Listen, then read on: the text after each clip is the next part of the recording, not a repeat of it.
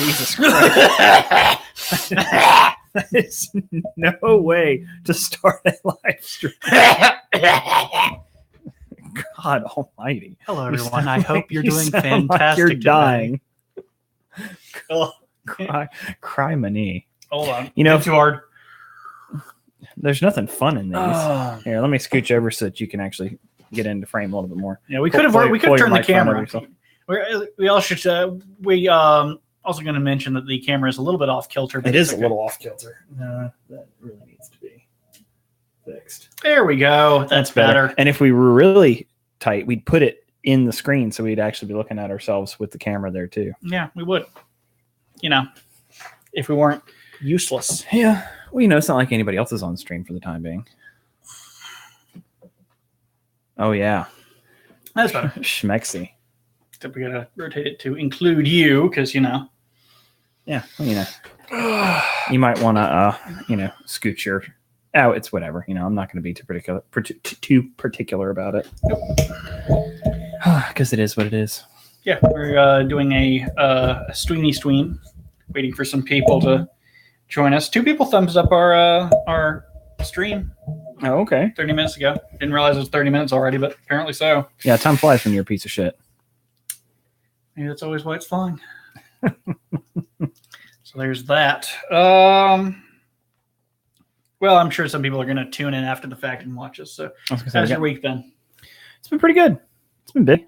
You know, it's just that time of the year. Yeah. Had Pull this up and probably pretty quiet. Had a bunch of work. Had a couple of softball games since we were in the playoffs. Have, of course, a baby, which dominates a lot of my free time these days. Yeah. So here, I'm going to make a loud noise and adjust this a little bit. I understand I don't have a baby, and so it... Oh, hi, Sliff. Haven't heard from you in a bit. How's it going? Yeah. Smith was on our last stream, whenever the heck that was. Was it the Morrowind? Yeah, More probably. or less a wind? The more or less a wind, yeah. I didn't remember seeing him. I remember seeing last place because he was making cookies. That's true. Actually, yeah, it may have just been last place. There's other people there. Maybe we saw Smith when we were working on your truck. Yeah, probably. So, well, hello. But otherwise, yeah, same old, same old. Mm-hmm. Another day, another dollar. I haven't had a baby, so that's been taking up most of my time. In fact, I'd say all of my time. Not having a child? Yeah, not having a baby has been taking up all of my time. Good on you. Because, you know, I mean, if I had one, then I'd be taking up my time. Be a different story. Yeah. If you had a baby, if you suddenly found out you had a baby, that would be, that'd change your world quite a bit. Yeah. But see, the problem with that is that you generally actually have to have sex with someone to, you know, procreate. I beg your pardon. They don't call me Christopher Incel, whatever your last name is, for nothing. I am not. Thank God. I myself am physically incapable of giving birth. Believe me, I know that pain. Well, I guess I can assume your gender then. Sex. Yeah, sure. Yeah.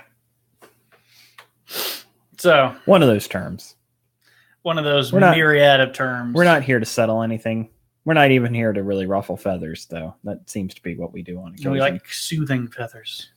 Yes, patting them down. I don't understand how people think birds are cuddly and soft. No, they're not. Well, it's because they're fluffy. We think anything fluffy has got to be cute and cuddly. Yeah, like feathered birds are not fluffy. They are, because it's like there's nothing there most of the time, unless they're actually puffed up. They're just bony. Yeah. Have you ever seen an owl without feathers? Yeah. It's terrifying. Oh, it's terrifying with feathers. So in news that only you care about, any updates on Star Citizen? Yeah, but nothing that's really there. I mean, they have like 3 hours of podcast a week of things that they're doing. I think snakes are cuter than birds, honestly. Well, both are reptiles in some sense. Smith must be a parcel tongue. You know. Part and parcel tongue. It's just part and parcel tongue of living in London these days. Oh, and here you were, rustling feathers. You're the one who said it. You're the one who said it. You said part and parcel. And it actually works out because it is in the United Kingdom. Yeah, so. The wizarding world really should accept more muggles. I will agree. I think snakes are cuter than birds. And I will agree with that, especially because... Oh, you have to watch the rest later. Bye. Okay. That's cool. Especially because, let's be honest here, how many mites do you know living on snakes? Not many. Yeah, That's true. There's not much for them to hold on to. yeah. Birds are usually overflowing with vermin, disease, and parasites. So I'm going with snakes. Yeah, snakes for the win. Yeah, unfortunately, they're also extremely aggressive, and because they are reptilian, they do not have the part of the brain required to really form emotional bonds. Not that birds can't either. Well, yeah, I mean, both of them really lack it, but the disadvantage to snakes just overall. So get a cat. Yeah, a kitty cat. Kitty cat. Or a dog. Puppy dog. Or a rabbit. Just don't get a fish. Fishes are not pets. Or a real animal, like a honey badger. Fishes are not pets. They are entertainment / furniture. They are not pets. They're basically a houseplant. Yes. And at that point, why don't you just run a fish channel on your television? Yeah. I mean, it accomplishes the same goal. Yeah, because then you tap it and you get the same response, which is don't fucking tap the glass. But hey, remember in what is it? Call of Duty Ghosts, we have fish AI. Fish AI. Fish AI. Every single time I see Justine, I keep laughing because she is everything wrong with modern gaming. Of course, somebody's going to take that to mean because she's a woman. Exactly. Somebody's going to take. Can you give me a Hangout link? I don't know who what you means. are. Well, they want an invitation. I don't know who you are. I mean, we can if we were using Hangouts, but we're just kind of hanging out, not using Hangouts. Unfortunately, that is true. We're not using Hangouts. We're not using Hangouts because for once we're together. Yeah. And you'll never break us apart. Yeah. No, I don't. No, it's because his name's D'Artagnan, and we're gonna live under the sea. It's just that Justine is like the corporate end of gaming. It's the everything that is happy for advertisers, everything that is happy for the family, everything that is. Oh, the mouse likes it. Yeah, she sucks the mouse dick. So wow, it's got R-rated quick. Oh, look at Dodo left. I just wanted to crash someone else's stream. I mean, I hate to say it. If you were actually somebody I recognized from our channel as a fan, we'd probably find some way to get you on the stream. Yeah, sure. But if you're just some random guy who's going to be like, Nazis, woo! Not happening. Now, if one of our fans does that, that's to be expected. That's okay. Yeah, probably but some rando talking about... It's probably going to be split. Yeah, jeez. But I was gonna, well, he just talks about snakes and colors of vomit that he likes. Or her. Well, I mean, he's also talked about... what did he talk about? Different types of jars, I think. Yeah, jars. What types of grapes people like. Yeah. I think he threatened to grape me once. Yeah. In the mouth. While you were tied to a radiator? That's right. Tie you to the radiator. I'm going to grape you.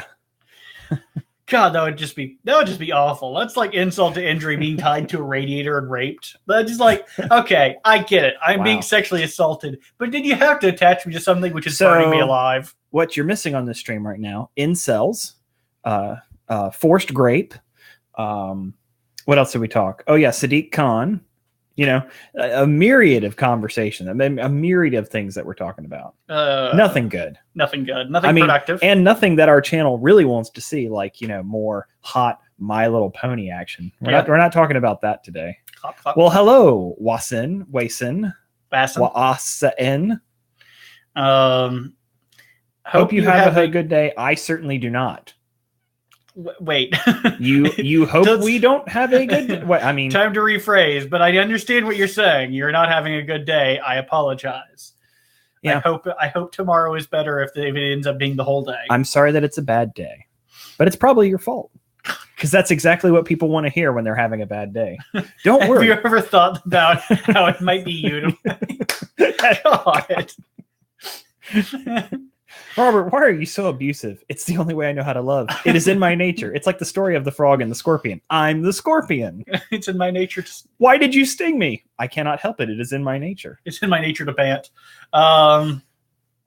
Such spicy bants. I'm sorry. That's really my mother. My mother just passed away. Why is it always gotta be about you? Here we go again with the heart condition. Where? I was in the hospital for a month. I'm so glad that the doctor didn't think you were serious when you turned to me and said, have you thought of just stopping pretending that this is a problem and actually just... No. What I said was, Chris, you can leave at any time when you're willing to admit that you just made it all up. That it's not a real problem. You can go home today. I am so glad that the doctors knew that you were joking, because I'm sure there's a doctor out there who would go like, what? Get him out of here. You and I've had the most fun on your deathbeds. We did. We quoted Monty Python's Holy Grail when I was in the ICU when I was 16. And we had all the ICU nurses cracking up. Watson, I'm very sorry about your cell phone parking app problem. I am fighting with my parking app that doesn't work like it should. Long time parking doesn't work. I have to pay 5 times. Because if it makes you feel any better, there are people right now starving in Darfur. You could just not. Well, I'm sorry. That's 5 times more expensive. Doesn't Watson live in the UK? I do not know. So you're literally getting pounded in the bank account. Sweden. Oh, sorry. Very different country. You're being euroed in the bank account. Well, how are those grenade attacks, buddy? Could you just not? I didn't say whether I was for or against. Maybe I'm totally for grenade attacks. God damn it. Oh.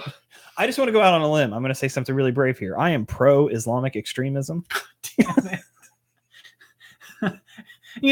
You know, there actually is a report button on YouTube for terrorist activities. Nope. Krona, do you want to be... Krona is our type of money. Try to make a pun out of that. Thank God you're not dependent on the euro. No, wait. Krona. Does that go good with wine? Is that like a David Cronenberg movie? Is your money horrifying with arms and shit sticking out everywhere? Oh, you poor fool. You thought we couldn't make a pun out of it. You merely adopted the pun. I was born from it, molded by it. You didn't realize puns were a thing till you became a father. Anyway. It's worse. The dad jokes are worse now that I'm a dad. I don't know what it is. I hit one that Brianna missed today. What was it that you said? You were you said how you been? But you said it kind of like how you been. Mm-hmm. So it sounded like hiya. And Bri totally missed an opportunity to be like, well, hello. And my name's not Ben. Mm-hmm. Why does Kylo Ren not have any friends? Oh, because he's been solo his entire life. His whole life he's been solo. Fuck that movie. Yeah. You know what's the dumbest part about the new series? Han Solo's last name. God fucking damn. Because he's flying solo. Hey, you're solo. It's a joke. Nobody laughed at that. Not a single human being thought that was funny. No. It's freaking hot. Wason says it's freaking hot in Sweden right now. All Europe was on fire because of the dry heat. Yeah, I do love what they call hot in Europe. Yeah. Now, y'all use that funny Celsius, the way more accurate scientifically relevant. No, that's measurement. Kelvin. No, you couldn't measure Kelvin on the planet. You can. It's just really big. It's just really large numbers. Yeah. But no, that's the scientific. Celsius is just a preferred. Yeah. Anyways, what I was saying. It is funny, though, that they'll be like the equivalent in Europe. It's like, oh, my God, it's 82 degrees today. And it's like, bitch, we got 98 and 100% humidity. Oh, 98. Wrap your head around that. And that's only that's only here in North Carolina. That's been over 100 a couple days. Panic as soon as you see a speck of snow. Haha, fuck you. We're actually from the mountains of North Carolina. Yeah. Now we don't get Northern European level snow. No, the fun thing is that the snow is weird. The mountains are weird for weather because one winter it'll never dip below 65. Yeah. And the next winter 3 feet. It's 3 feet. And then the next winter it'll have no snow, but it'll be -8 the entire time. And ice. Yeah. That's the problem with being in the mid-Atlantic here, where we're stuck between tropical and subtropical, and we've got the prevailing nor'westerlies coming from Canada and the Gulf Stream rising and the straight Atlantic winds. So people say like, wow, this is the warmest day in December. Well, actually, historically, we really haven't had many of those, but they'll be like, oh my God, it's 70 degrees in December. And it's like, yeah, we got a gust of warm air from the Gulf. Yeah.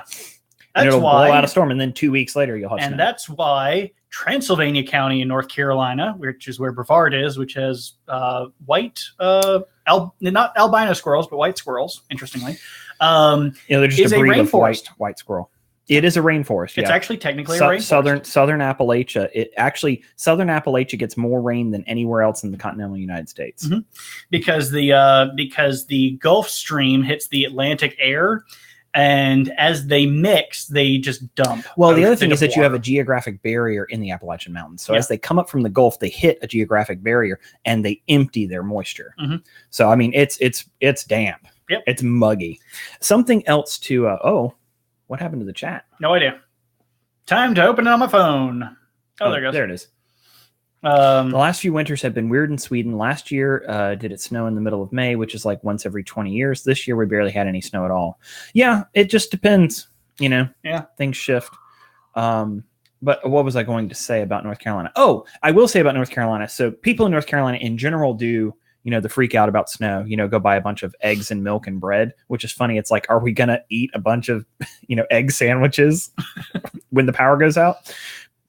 But the thing that's nice about North Carolina, as opposed to like New York, Pennsylvania, New England, that whole area of the states, they have an infrastructure for dealing with snow. We, however, here in the South do not. So when it does snow, basically everything shuts down. Yeah. But in an okay way. It does. It's kind of an understood, we're just going to go home. Gonna not.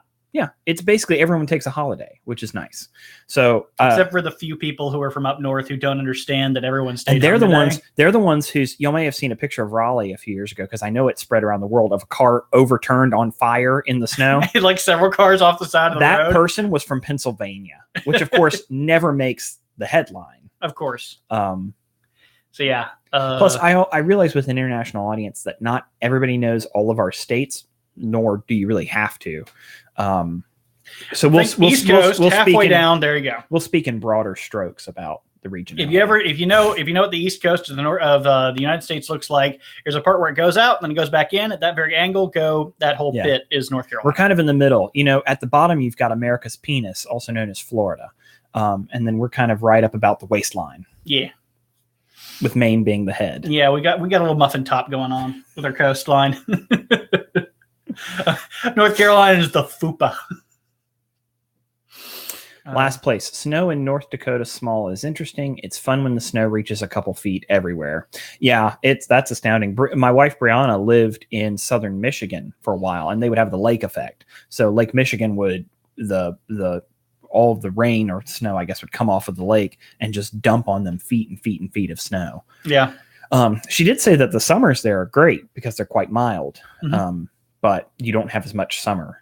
Yeah. I mean, we kind of hit summer back in like April or May. Honestly, that joke, there's only 2 seasons in Ohio, snow and construction.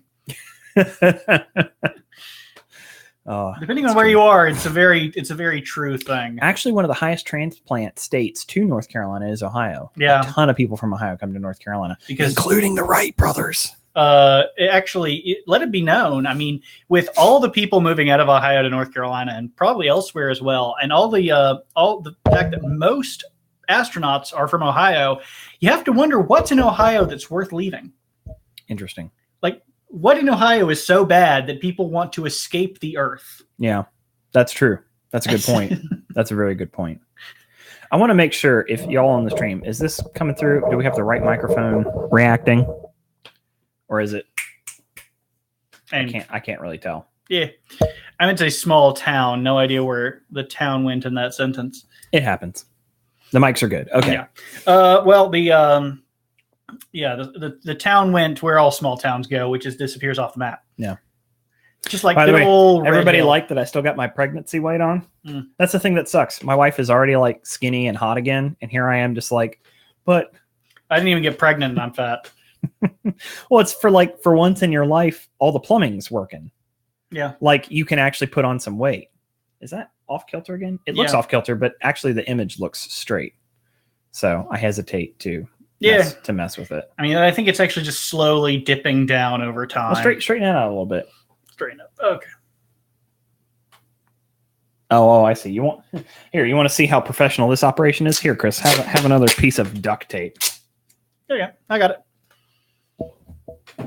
Let's maybe underneath. No, like. No, I think that actually made it worse. I think you need to prop it up from the other side.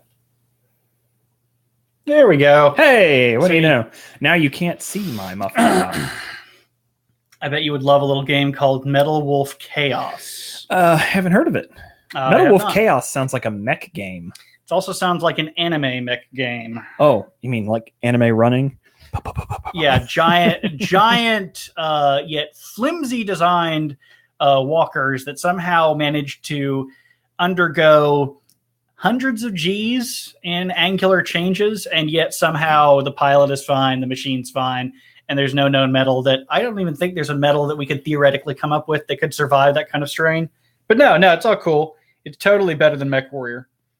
Being fucked up the game again. I should probably say, if my head's flinching to the side, I'm not playing with my hair. I don't know if I've ever brought it up on the show before, but I do have Tourette's. So if I have funny little muscular tics, that's all that is. You were fine the entire stream, and the second you say tick, you stutter. No. I've actually been ticking. You just weren't watching. Okay. Metal Wolf Chaos. Hey! Anime mech game. Called it.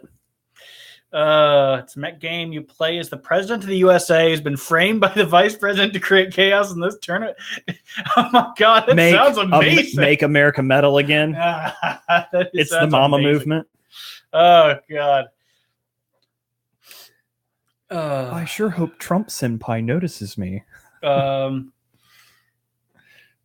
the reason is because I'm the president of the United States of America. America! Okay. Fuck yeah. I think if we talked about it before, there's an interesting thing that I've noticed. I'm sure this is quantified elsewhere, so I'm not going to consider that I am the first person to ever notice this, God forbid. But there's a kind of the similarity in the difference between Eastern kind of society and culture and Western society and culture is that Eastern society and culture is based around the idea of living in harmony, where you become one with the world around you and you make the world around you one with yourself. And so there's kind of this blending and melding of this naturalistic. Ex-neon Anghai Shay. Yeah. Now, with Western civilization, it's actually the idea of making nature. Well, it's the prevention of chaos and the creation of order. That's really what it is. It doesn't have as much have to do with nature. Is it now? It just has to do with the prevention of chaos and the creation of order. Well, that's why in the West you have so many stories of slaughtering a dragon. Yeah, because the dragon represents chaos. The dragon is chaos. The knight represents order. St. George and the dragon. And what does he get for slaughtering? The princess. The princess. Which is the prize of procreation. Yeah. The ultimate goal. Bam! We're hitting y'all with some heavy philosophy this morning. Y'all just thought we did inane My Little Pony shit. Boom. We still do inane My Little Pony shit. Yes, but today with philosophy. Yes. So when it comes to that, like the reason that he would fight, he's the president of the United States of America. Well, as the president of the United States of America being a Western power, the society and culture would dictate that he, as its leader, should strive for order. So what's the pony pun of the week? Let's see here. I could use one. You're not going to like it. How about Mega? Make Equestria great again. Since we were talking about the president of the United States. MEGA. MEGA. Equestria. Just drop the E. Equestria. We're going to build a big, beautiful wall around Canterlot. They did make a big, beautiful bubble around Canterlot. Shining armor is Donald Trump. We just confirmed. We just lost a streamer from the Trump voice. If I made you a mega hat that would make Equestria great again, yes, you'd wear it. Is it even a question? If and I'm already on board. What if it was like make Equestria neigh again? Not as good. No, not as good. I guess the pun is just in the Equestria. Yeah. Could be like, hold on a second, that ain't America. On the back of it, could we make a tagline of like a pony with Trump's hair? Somebody's probably drawn a Trump pony. Yeah, I guarantee you. Well, I think that the pony Filthy Rich is actually an archetype of Donald Trump because he's a very Manhattan looking pony, and he's got like the long hair in the back. It's not orange or blonde or whatever the hair color is, but it's black. Yep. But it's still. There you go. Put that up to the camera. Let's low tech it. Low tech it. There you go. What's his cutie mark? It's like a paper, like a scroll. A scroll. Yeah. I don't know. But yeah, Filthy Rich, I think, was is the one I'm thinking about. Oh, actually, this one's pretty better. This is more like Ren and Stimpy. Oh God, no. Oh no. Filthy is better in personality. Oh boy. Yeah, there. Oh, I gotcha. I see what you mean. So Filthy Rich, I think, is that's what I think I think that's who the archetype for Filthy Rich was Donald Trump.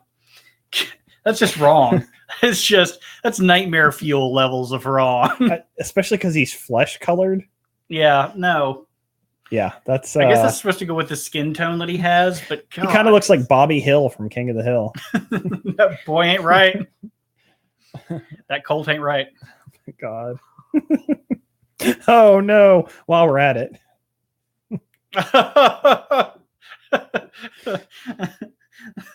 Oh, that's my favorite. That's still my favorite one. Is Ted Cruz the Zodiac Killer? Is Ted Cruz the Zodiac Killer? Ted Cruz would never stop at. Yeah, see, that's what I was thinking. Ted Cruz would never stop at ruining the lives of us. 8 people. Only 8 people. I can't remember how many the Zodiac Killer killed. Oh my God, that's too much. God, there's so many My Little Pony memes. They're just great. Trump is Discord. Why do I know? Go back. There was one better. Do that one. This one? Yes, do that one. Trixie Trump. Trixie Trump.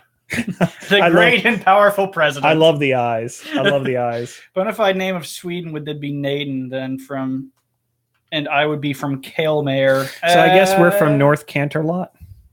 We're in North Carolina. Canterlina. North Carolina. North Carolina. Oh, goodness. Better than South Carolina. And you mean worst Carolina? Worst Carolina. South Carolina people hate it when I say that. It's okay. Those bastards started a war. And to be fair, even though we share a football team, and there is a stadium isn't it in Columbus? You're talking about their training facilities. Yeah. Are down there at the university. Yeah, but the thing is that the stadium is in North Carolina. Yeah, that's what I mean. It's like apparently there is a stadium down there, but they just don't use it. It's literally just we'll go there one day if this never do. No. We share a city. We share the city of Charlotte, and we share a football team. So yeah. And we also should say when we say football, we mean American football.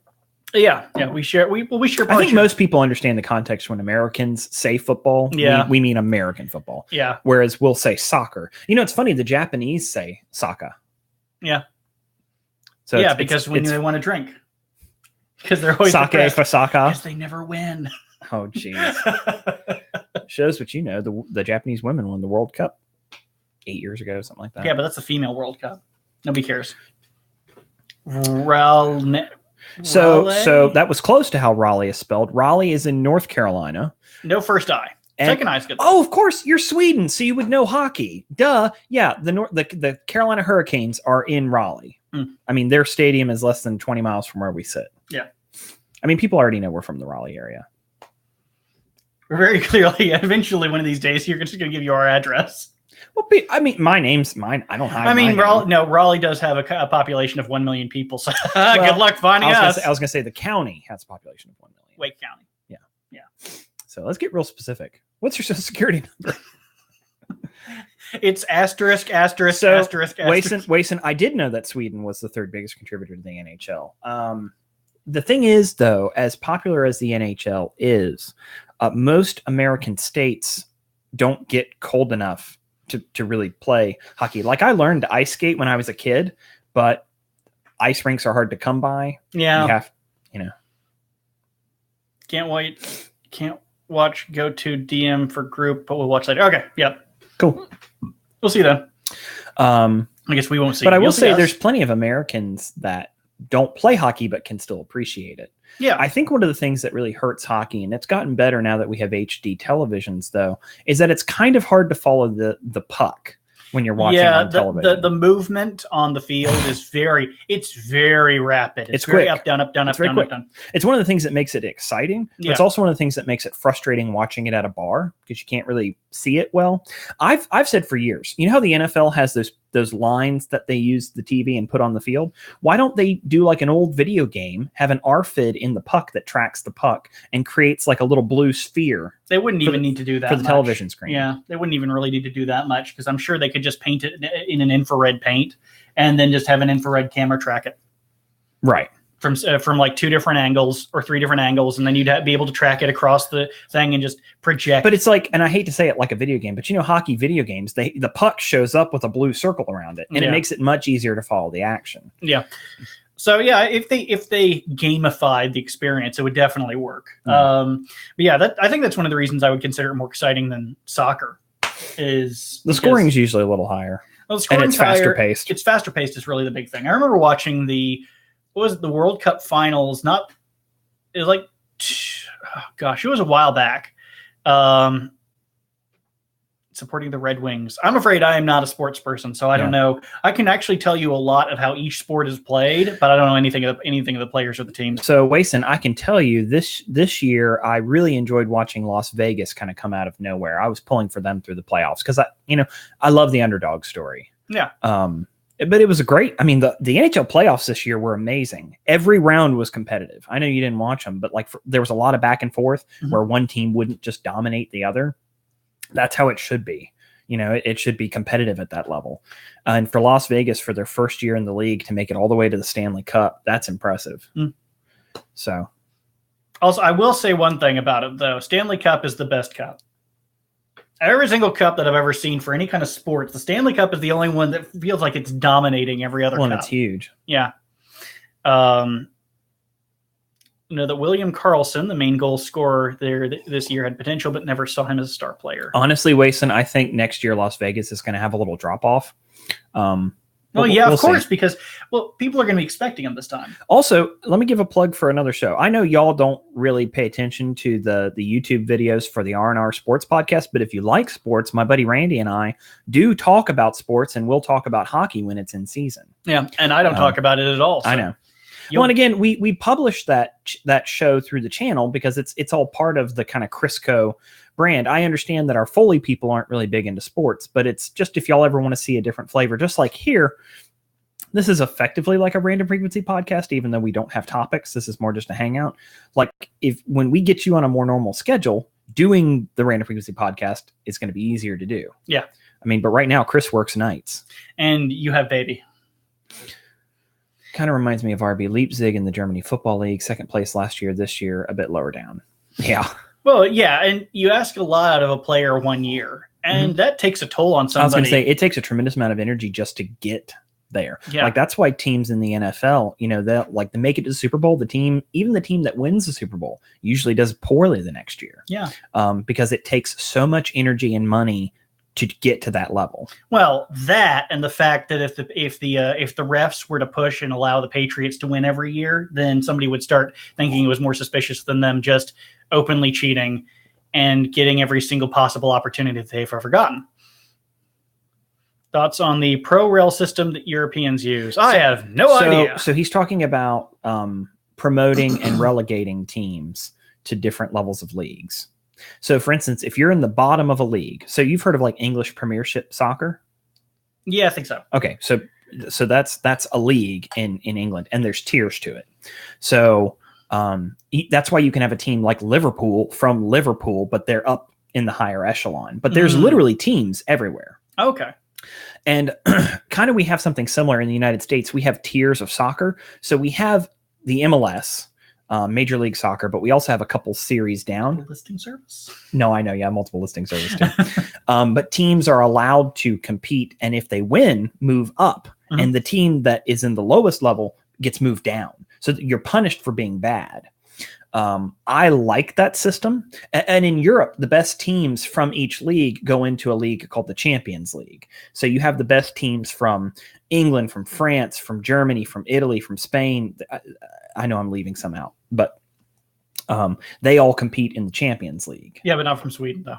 I don't. No, I'm just. I was gonna say I don't. I think from the sound of it, it sounds like a great opportunity for a team that otherwise would not get the attention they deserve to get the attention they deserve. Right, and if you beat one of those, so I guess the thing is, we don't really have that in the NFL. There's only one NFL league, but what we do have is in college football, we have tiers. We have essentially AAA, AA, whatever. Yeah.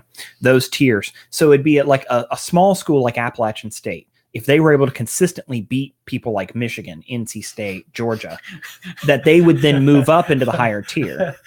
You have a better chance of Warren Wilson getting No. Well, actually, Appalachian won 3 national championships in their division. I mean, in their level. So people kept saying, well, maybe move them up higher.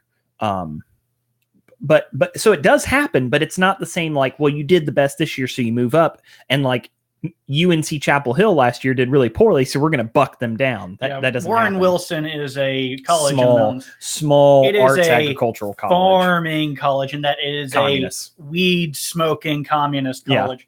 Yeah, they don't do anything. Malmo Football Club actually made it to Champions League last year, finished 3rd in their group though, and didn't move forward. Okay, that makes some sense. So I'll be honest, Wason, as much as I like and love soccer, I played it for 12 years. I don't get to follow a lot of the European League games. I just don't have the time. The games are on at weird times. Now, I know there are soccer fans in the United States who do. I don't. So like when you said, yeah, Malmo made it in, I had no idea that they'd made it into the Champions League. Basically, I just tune into the Champions League when we actually get into the matches that matter. Yeah. Near the end. Yeah. And like a good American, I don't care until there's, wins and losses on the line. Ask any NASCAR fan about how they watch NASCAR, and you'll understand very quickly. Everybody only watches 2 things. First off, Talladega. The position. Well, no, it's the position. It's the position race, because you actually race for position before the race. Pole. Be on the pole. Yeah. Be on the pole. And then the second is the last 15 laps. Because there's how many laps are there in some of those? A bunch. Yeah. So when it's like the Daytona 500, they race 500 miles, which is like on a 2-mile track, 250 laps. Yeah. It's a bunch. But anybody ever actually only watches the last 15, because that's when something interesting happens.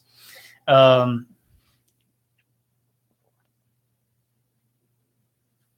much as I don't know anything about the draft system, so I couldn't say. Yeah.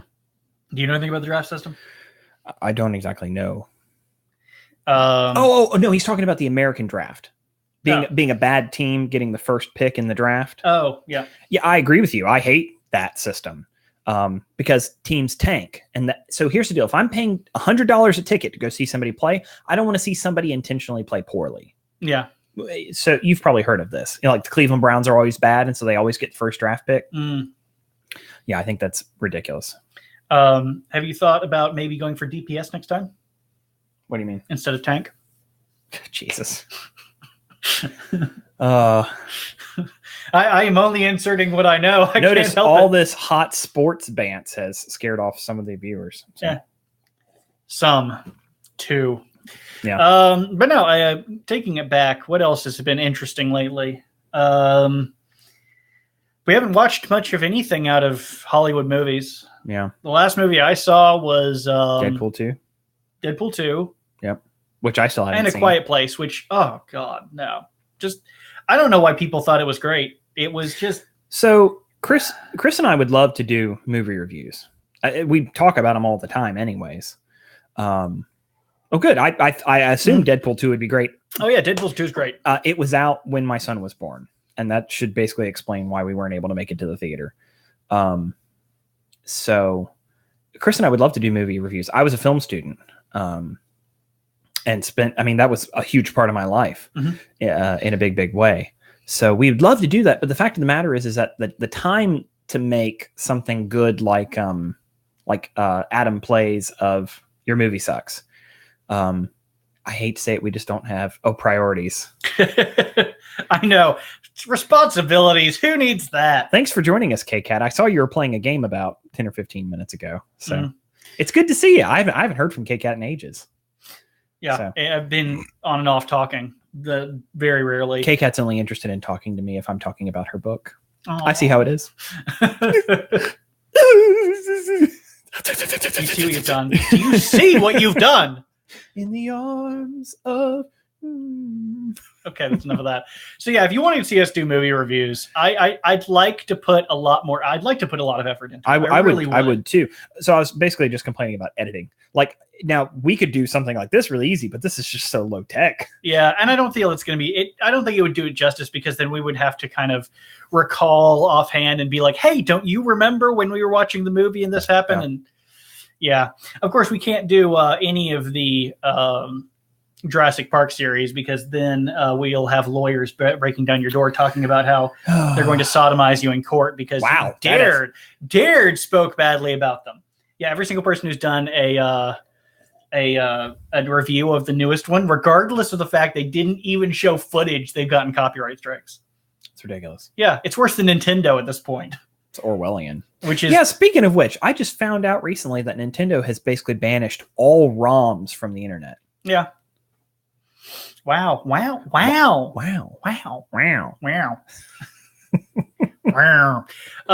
Yeah, wow, so that's really interesting. Yeah, Chris, wow. Nintendo's really doubling down on their things. No, so all right, so I'm glad you mentioned that because I'm fired up about this. So I've got a Nintendo Switch, and I love the Nintendo Switch. It's great, but the problem is that so on every other, hold on, you notice if you take Owen Wilson's name and you take his last name, put it first, then there's the first letter of his last name and the first two letters of his first name is W-O-W. Yes. Wow. Yeah. Wow. That's amazing. Wow. So yeah. It's the companies. It actually is the companies. There's Zephyr Productions. Copyright strikes. Yes.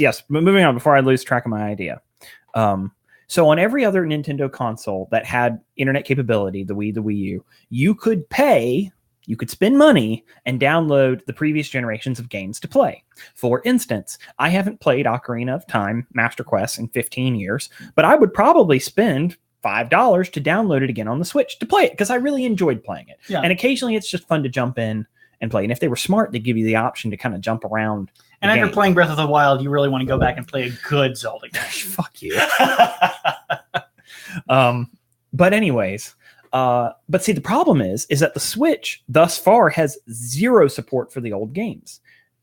Their hardware has completely and totally changed, and they've ruined. So, Ocarina of Time is 20 years old. Yeah, and now I don't even have a way to download it. Yeah, like I have, and it's not. And the thing like, is, how much money are you really? If I literally have no option to play the game. If I recall correctly, well, you'd have to go out and buy their Wii U. No, I'd have to buy a Wii U. And I'd have to download it from their store and hope that there's still server support for it. Yeah. See, if I recall correctly, you could actually download ROMs for games that you had physical copies of. And I do have physical copies of them. Yeah, so do I. But who's going to pull out their old Nintendo and play a game in not HD? I mean, it's a pain. Yeah, especially because the connections to get that working.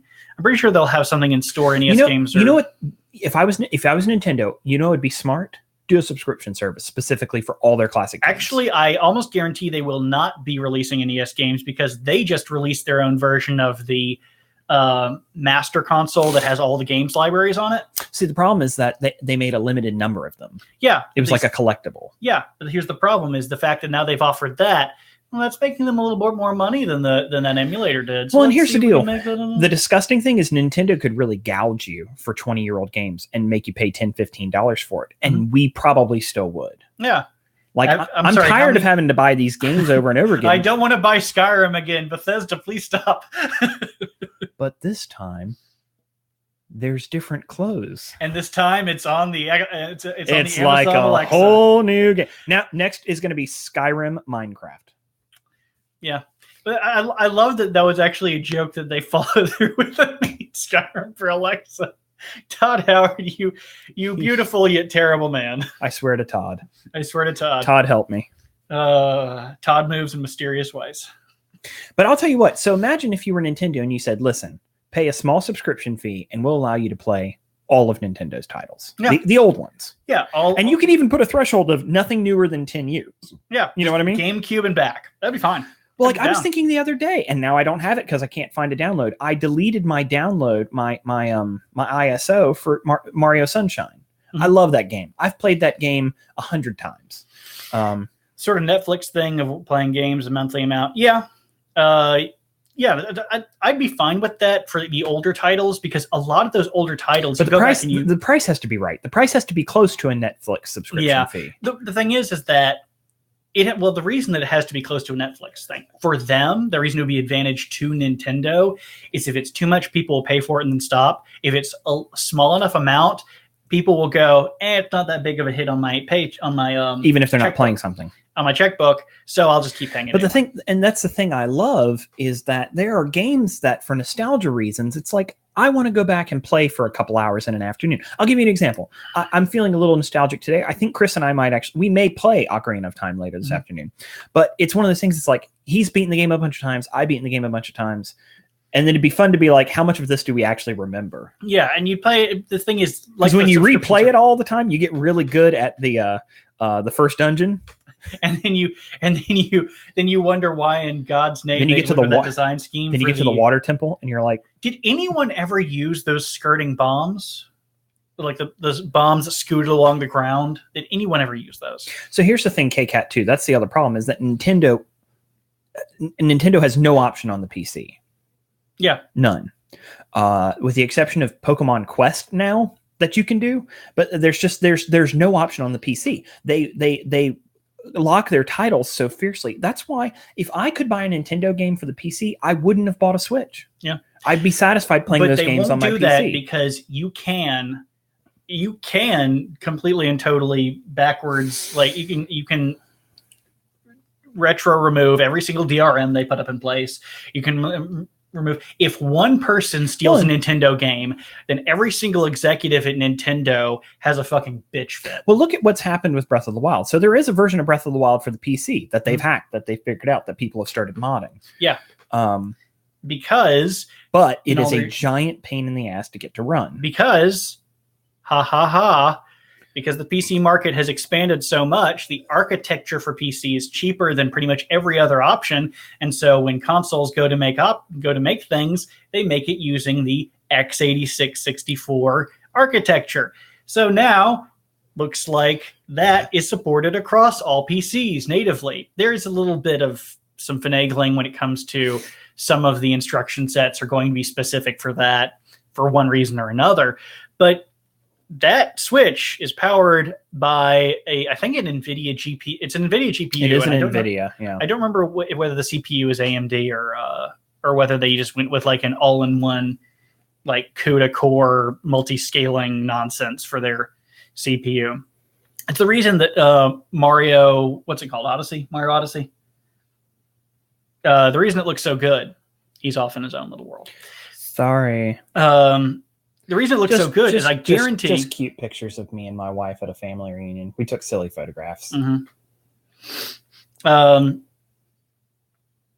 the reason that Mario Odyssey looks so good is that I guarantee you, NVIDIA said, you have our architecture. We're going to send you our lead designer developers to make sure that you have something that looks as good as we can make. And which was a good idea. And then NVIDIA created the GPP. And now no one wants NVIDIA anymore. I'm not buying NVIDIA ever again because that was awful. KCat says, I have not owned a console of any sort in over 20 years. I don't blame you, KCat. I mean, when I had an Xbox 360, it took me a couple years to get one. And then it was stolen, and I was like, screw it, I'm done. Yeah. The only reason I got the Switch is with my lifestyle now, I don't always have time to sit at a computer and play games. We had my 360 for the longest time. It was a first generation that red ringed, and I sent it off to Microsoft as they said per contract because it red ringed within like the first couple of weeks, and they actually extended a warranty on it for 3 years, and I never had another problem out of it up until just a couple. It was like 2 years we were ago. Trying to play like Halo or something. No, we played Battlefront. No, Battlefront 2. The better one. The correct Battlefront. So that's 2. Another example. That's a game that I'd love to play now. Yeah.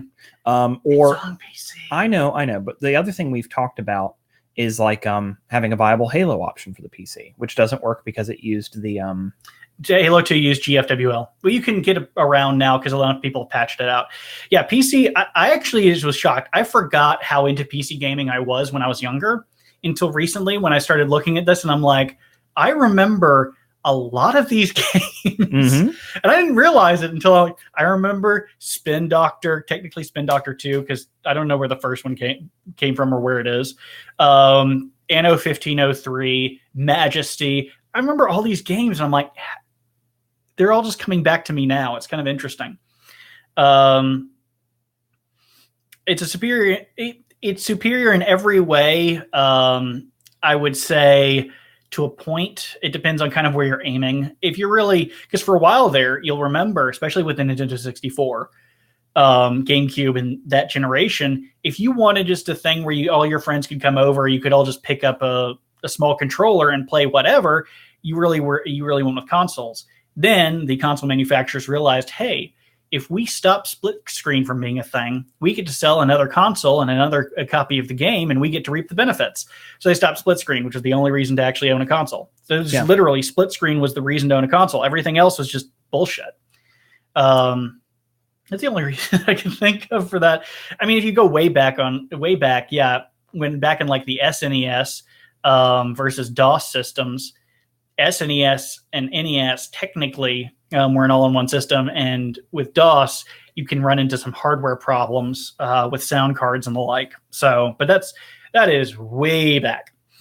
Wason says, I own like 20 different consoles and over 900 games. I'm a collector. Well, I mean, if they work, they work. That's great.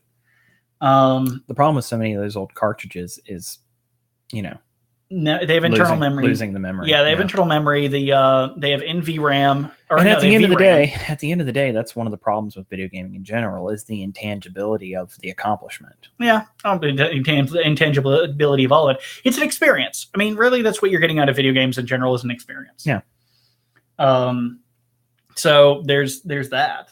It's kind of just a thing that you do either for yourself or for others and to communicate with others about what you've done. But there's no... It's not a physical experience. It really doesn't. It's really not that.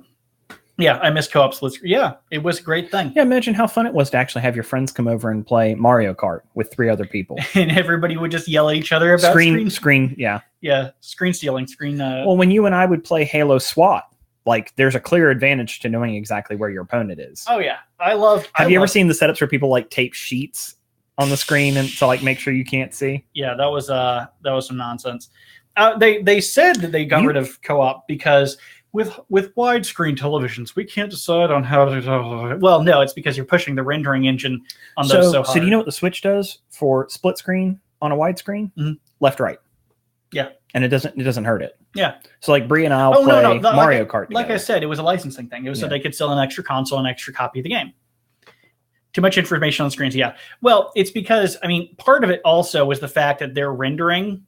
If you never did it, it's not, I mean, it's just, it was the one thing I could point to at consoles. Only 90s kids will remember this. It was the one thing I could point to at consoles and say, that is the one advantage, is that you could have co-op. You could have 2 people sitting next to each other, both palling around. You didn't have to play across an internet connection. Apparently, there's a new Mario Party. See, that's the funny thing is that they've kept making the same version of the Nintendo game over and over again. But in fairness, Breath of the Wild was great. I mean, Mario Odyssey was great. You described like 98% of Nintendo's library. No, that's what I mean. No, I'm saying they make the same game over again with a new generation and some new things. So they're making Mario Party again. But I may actually get it because if we can have 4 people sit around in my living room and play Mario Party on my screen, that would be fun. Yeah. Mario Kart is a ton of fun. I don't know if anybody's played Mario Tennis yet. I haven't. That's not quite true. I did with one game, Burnout Revenge, and I would much prefer to do that on a computer with my. Yeah, no, that is true. The only real say the. Let me back it up. The only way I can say that was an advantage is because PCs very rarely offered that as an option. It's not that you couldn't. It's not that they didn't really offer it that often. Now, I see less and less LAN options. For games. Well, that's because they want to move everything off to servers so that when the game dies, you have to go out and buy the new version of the game. Yeah. It's not. But I will say the other thing that hurts PC in the LAN thing is that you've got to pick up your entire tower and your stuff and bring it with you to a friend's house. Yeah, it works in college if you share a dorm room. You know what I mean? Everything's right there. There's a problem, and I'll talk about this. Is actually a little more technical. So I was playing Halo 4 on console on an Xbox One co-op with somebody. The X-Bone. The X-Bone. And I was playing it, and we were playing split screen, and I noticed something really dumb. Really, really, really, really dumb. So in games, to create this cinematic, immersive experience, and to kind of simulate a high dynamic range visuals, if you have something really bright on screen, they'll dim everything else around it. And when you don't have anything really bright on screen, everything else the light levels will come back up, and you'll be able to see a lot of stuff. Want a beer? Sure. I'll be back. So on that, on Halo 4, they did that for both screens, and they applied the HDR effect to both, so that when another person was shooting one of the guns, and of course it would be really bright and it would dim the screen, it would dim the other person's screen as well. And that's part of it, is that because graphics sell games now, because the only thing you're really selling is a screenshot or some small clip they show at E3, you're trying to push the hardware to some place that it can't handle very well. And when you double your rendering pipeline by adding a second camera, you are asking a lot out of the hardware for something that you don't really need. People talk about how GoldenEye, you could have 2 people on 4 megs of RAM, or 4 people on 4 megs of RAM. And it's because you had that, you weren't focused on the rendering pipeline. I mean, most of it was just back end processing. But nowadays they have to push prettier and prettier games onto these systems that really honestly have a hard time enough handling it. So they're not able to do a co-op that feels anywhere good. If you actually played Left 4 Dead 2, I think we played 2 on the Xbox 360, they actually had a shortened draw distance for the split screen co-op. And in Left 4 Dead 2 on the Xbox 360, they didn't have the cavity exposure they have on PC. If you play Left 4 Dead 2 on PC, when you shoot something with a gun, it actually creates this hole through the body of the zombie where you shot it using a shader effect. Some kind of weird decal that deforms or something like that. And you would actually see like cavities where your bullets would fly through. It looked great. They didn't have it on the 360 because the hardware couldn't handle it. Now PC is just obviously the better option. There's no competition. The best that you could do with the Switch was try to give a unique style of experience, which is what Nintendo's been focusing on, but it's so gimmicky that really the only reason Robert bought it was because of the exclusives. And I'm not even going to get started on that, because that has been something that's been paraded to death, is the exclusivity. So I still support Nintendo games because many of their games are still co-op in some kind of way. Yeah, their focus is not on a single entity. It's kind of focused on group play, group fun. That's the reason that the Wii's most played game, I think, I don't remember exactly how it calculated, but like the most enjoyed game on Wii was Wii Sports, because everyone could play. Because I mean, it was a thing that was so simple and was so accessible. Bethesda. Bethesda's about going to release Bethesda Sports. I know it now. The reason because it was so accessible, everyone could play it. And because everyone could play it, everyone did. I mean, it was just a thing to do. You have a Wii. Well, you have Wii Sports because it pretty much ships with the thing. Most of the times it did. So you just pop in and play it. And that's what everyone would play. And you do the canoe thing where you row the canoe, and then you do the tennis thing where you bet the tennis racket back and forth. Tennis ball. But beyond that, I don't know. I think if that stuff ever starts moving over to PC, I hate to say it yet because it's still so early. I have a Vive headset, I'm probably talked about before, and I love the experience. Everyone loves the experience, and it does tend to be more of a party thing. Wii bowling is still enjoyable with the family sometimes. Great for destroying televisions too. I mean, they fixed the kind of attachment wristband thing since, obviously, but still great joke. The Vive, the VR headset, has tended to be more of a group activity thing because you'll really want someone else to experience. You'll take the headset off and be like, here, play this, and the other person will put it on and like, this is great. Not really what it was meant for, but still extremely fun. I'm really excited to see if VR, the next generation of VR, there's a few things they really have to work with, and they really have to fix. Mostly the connectivity, you're hard tethered into a computer, but because wireless data throughput is so slow, you can't have what you need for VR. I would still say it's an experimental kind of technology. I wouldn't say it's ready for the mass market yet. Not really because I mean the price, yes. It's like still $600 for the Vive headset. I don't know. I wonder how far they'll go with graphics in games. I wonder if computers and consoles will ever reach a limit to how far they'll try to push graphics. People have talked about not diminishing returns exactly, but they're reaching kind of a plateau when it comes to what your return is on polygon count and shader count. The next big leap is going to be raycasting. They're going to do full raycasting. Somebody's already got a demo of full raycast for I think it's Doom 2 or it's Quake 2. You can actually see it on YouTube. It's the encoding's a little bit fuzzy, but they actually use full raycasting for every scene, which means the lighting is how it would be in real life.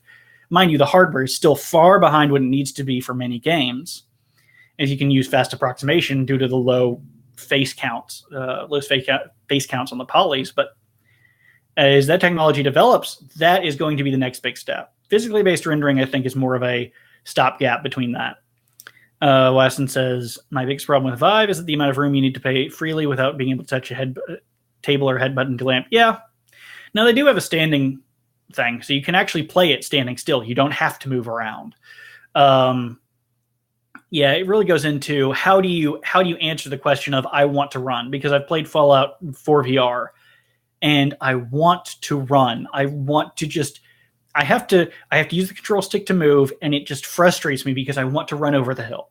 I see a hill, I want to run over the hill, and I just want to run up to the raider and smash his face in with a baton. But I can't. I have to use the control stick, and it's upsetting. K-Gut says, curious if you did reviews, would you expect to be generally positive review or a negative one, or try for the most balanced, fair review? I see, because there's a lot of negative reviewers out there and it's becoming tired. Well, unfortunately, Robert and I are a bit of a snob, but we can definitely try to be more positive. I think we would break it up. If I was to do a review rating scale, I don't know about Robert, but if I was to do it, I'd pretty much rate things in just out of 3. And it would be don't see, go see, must see. That's it. Just kind of a don't bother with it because it's not any good. Go and watch it if you have the opportunity, and then if you even get a hint or even go buy it, just do anything you can to get your hands on it because it's great. I say that because when it comes to movies, for me, I have a top list, and I figured out my definition for a top list is if I go somewhere and this movie is playing, it doesn't matter where it is in the timeline. If this movie is playing, I will sit down and watch the rest of it. No problem. I'm sure you're the same way. Obviously, I don't know what you're talking about. So there's movies where if you start watching them, is K-Cat's question. Yes. There's movies if it's playing on the screen, you will stop everything, sit down, and watch it regardless of where it is. You just love it that much. Yeah. Yeah. That's totally. Kind of that's how I describe it. I was just saying, she's saying, when you be positive or negative reviews, she's kind of tired of negative. It's part of that outrage culture. That's what people do, is they make stuff to shit on. It'd be really funny is if we did a film series of like Tool Tunes of like movies so bad we love them, or movies that we know are schlocky but we love them. I'd love to bring attention to those. Must-watch movie. You know, it's funny. As much of a film snob, film student I am, there's a couple classics that I think everyone should see. High on that list is Ferris Bueller's Day Off. Yeah. Can we actually get into that a little bit? Do y'all have any interest in talking about Ferris Bueller's Day Off? Because there's actually some deep philosophy in that movie. I'll wait to see some responses. As far as that, Paranorman is a surprising one that I love. Because I think Paranorman is overshadowed by Kubo and the Two Strings and Caroline, which are two of Coraline. Coraline. Yeah, Coraline. It's based on a Neil Gaiman book. Yeah, which a lot of people focus on ahead of time. And I'm like, Paranorman for me is just every single part of it I absolutely enjoy. It's great with everything that it does, and everything it sets out to do, it does well. So I think it's actually great. I've yet to see, but I've heard some everyone's like wrong with, oh yeah, Cinema Sins, don't stop watching Cinema Sins. Well, and it's all corporate paid opposition anyways. Yeah. You know, I mean, he literally complains about things which are not problems. He'll manufacture. Somebody else actually did a better video. Someone will point out and be like, no, you literally have removed the context from that statement. Yeah. He actually manufactures problems just so that he can actually say, oh, you know, he's a problem. No, we're just assholes. That's what we're doing. Yeah, that's why everyone doesn't go see movies because of it. The She-Ra thing I think is hilarious because Thundercats was garbage to begin with. So why people are suddenly getting upset about what they're doing now? I mean, I think it's outrage culture from every direction. Yeah. We need to do this. No, you can't do this. And it's like, So did anyone actually watch She-Ra? Because I remember watching a whole bunch of those old cartoons. Like there was He-Man, obviously. Yeah. Because She-Ra is a branch off of He-Man. Yeah. But I guess I was just speaking in general about those cartoons from that time period. Yeah. Like there's people upset about the way the new Thundercats looks. I know some people who loved Thundercats. My childhood. Yeah. Some people can't get over the rose. I don't think, here's the thing I'm going to be honest about. I don't think there's rose colored glasses. I just think what it is it's a complete redesign of something that was probably just fine in its design philosophy. And people are upset about it because you'll notice there's these swaths of redesigns going over these characters. And this is just another iteration of that. So people are getting on this as they have things. I know people who actually do love the Thundercats. Really do. No, I know, but it's one of those things like you go. So I'll give you an example of something from my childhood that definitely still holds up as an adult. Rocco's Modern Life, which I actually didn't like that much. I loved as a kid, but it holds up as an adult because there's jokes in there for adults. Mm-hmm. Shows that get it, that have jokes for every generation. There's things that, that helps them stand the test of time. Wile E. Kit, not Chitara, K-Cat. I'm shocked. I didn't have enough people say they have an interest in Ferris Bueller's Day Off, so I'll save that for another day. But there's some great narrative structure to that. Yeah. Because people just write it off as like a silly, teenager film. It's not. There's a lot more going on in that movie than people realize. And no, Ferris Bueller is not a machination of Cameron's mind. No. That's an interesting theory, but it does not hold up, and it makes no sense. Yeah, because the manifestation of how anything works doesn't work. Well, like I said, nobody said they're interested in it, so I'm not going to get into it. We'll just have to talk about it another day. That's part of why what MLPs was. It was designed to have jokes and appeals for all ages. Yeah. It kind of really like is. Kind of like the joke with the guy whose children don't reflect him at all. Yeah. Very clearly cuckolded man. And he's like, that's how it works, right? And he looks back and forth. It's like, right? Even you get this. I like the original and first reboot of Thundercats. I didn't really think much for the second reboot. I think this first reboot was not too long ago, and the second one, that's Thundercats Roar, which was just kind of middling, if I have that right. But the rage. Well, yeah, like I said, it's a redesign of a lot of classic things. There was a picture that kind of explains what this is on the internet that circulated around, and it's a picture of, at Cartoon Network headquarters in the stairway, a pencil drawing of Spike from Cowboy Bebop. Mm-hmm. And one of the new interns drew over with that new CalArt style, overdrew that original drawing by the character designer of Spike Spiegel, or whatever his name is. And a lot of people are like, fuck. And I think what it is it's that... easily regarded as one of the greatest animated series of all time. Easily, very easily. Tops most anime charts just because it is. Whenever people say like, oh, why don't you like Firefly? Cowboy Bebop is one of the series I point to. Yeah. It's like, I've seen it. But the thing is that it's kind of because they're redesigning it, it's like we know no bounds. When is it going to be that Cowboy Bebop has a reboot that's imagined in the same style? That has nothing to do with the original and the contents. A lot of the content for those reboots as well is very middling and poor. Think about the Powerpuff Girl reboot. It was not. Oh, God. Yeah, it wasn't really any good. And somebody pointed out it's because it didn't actually have any gore, where the original Powerpuff Girls had a lot of gore. Because they didn't have any real fighting. Yeah.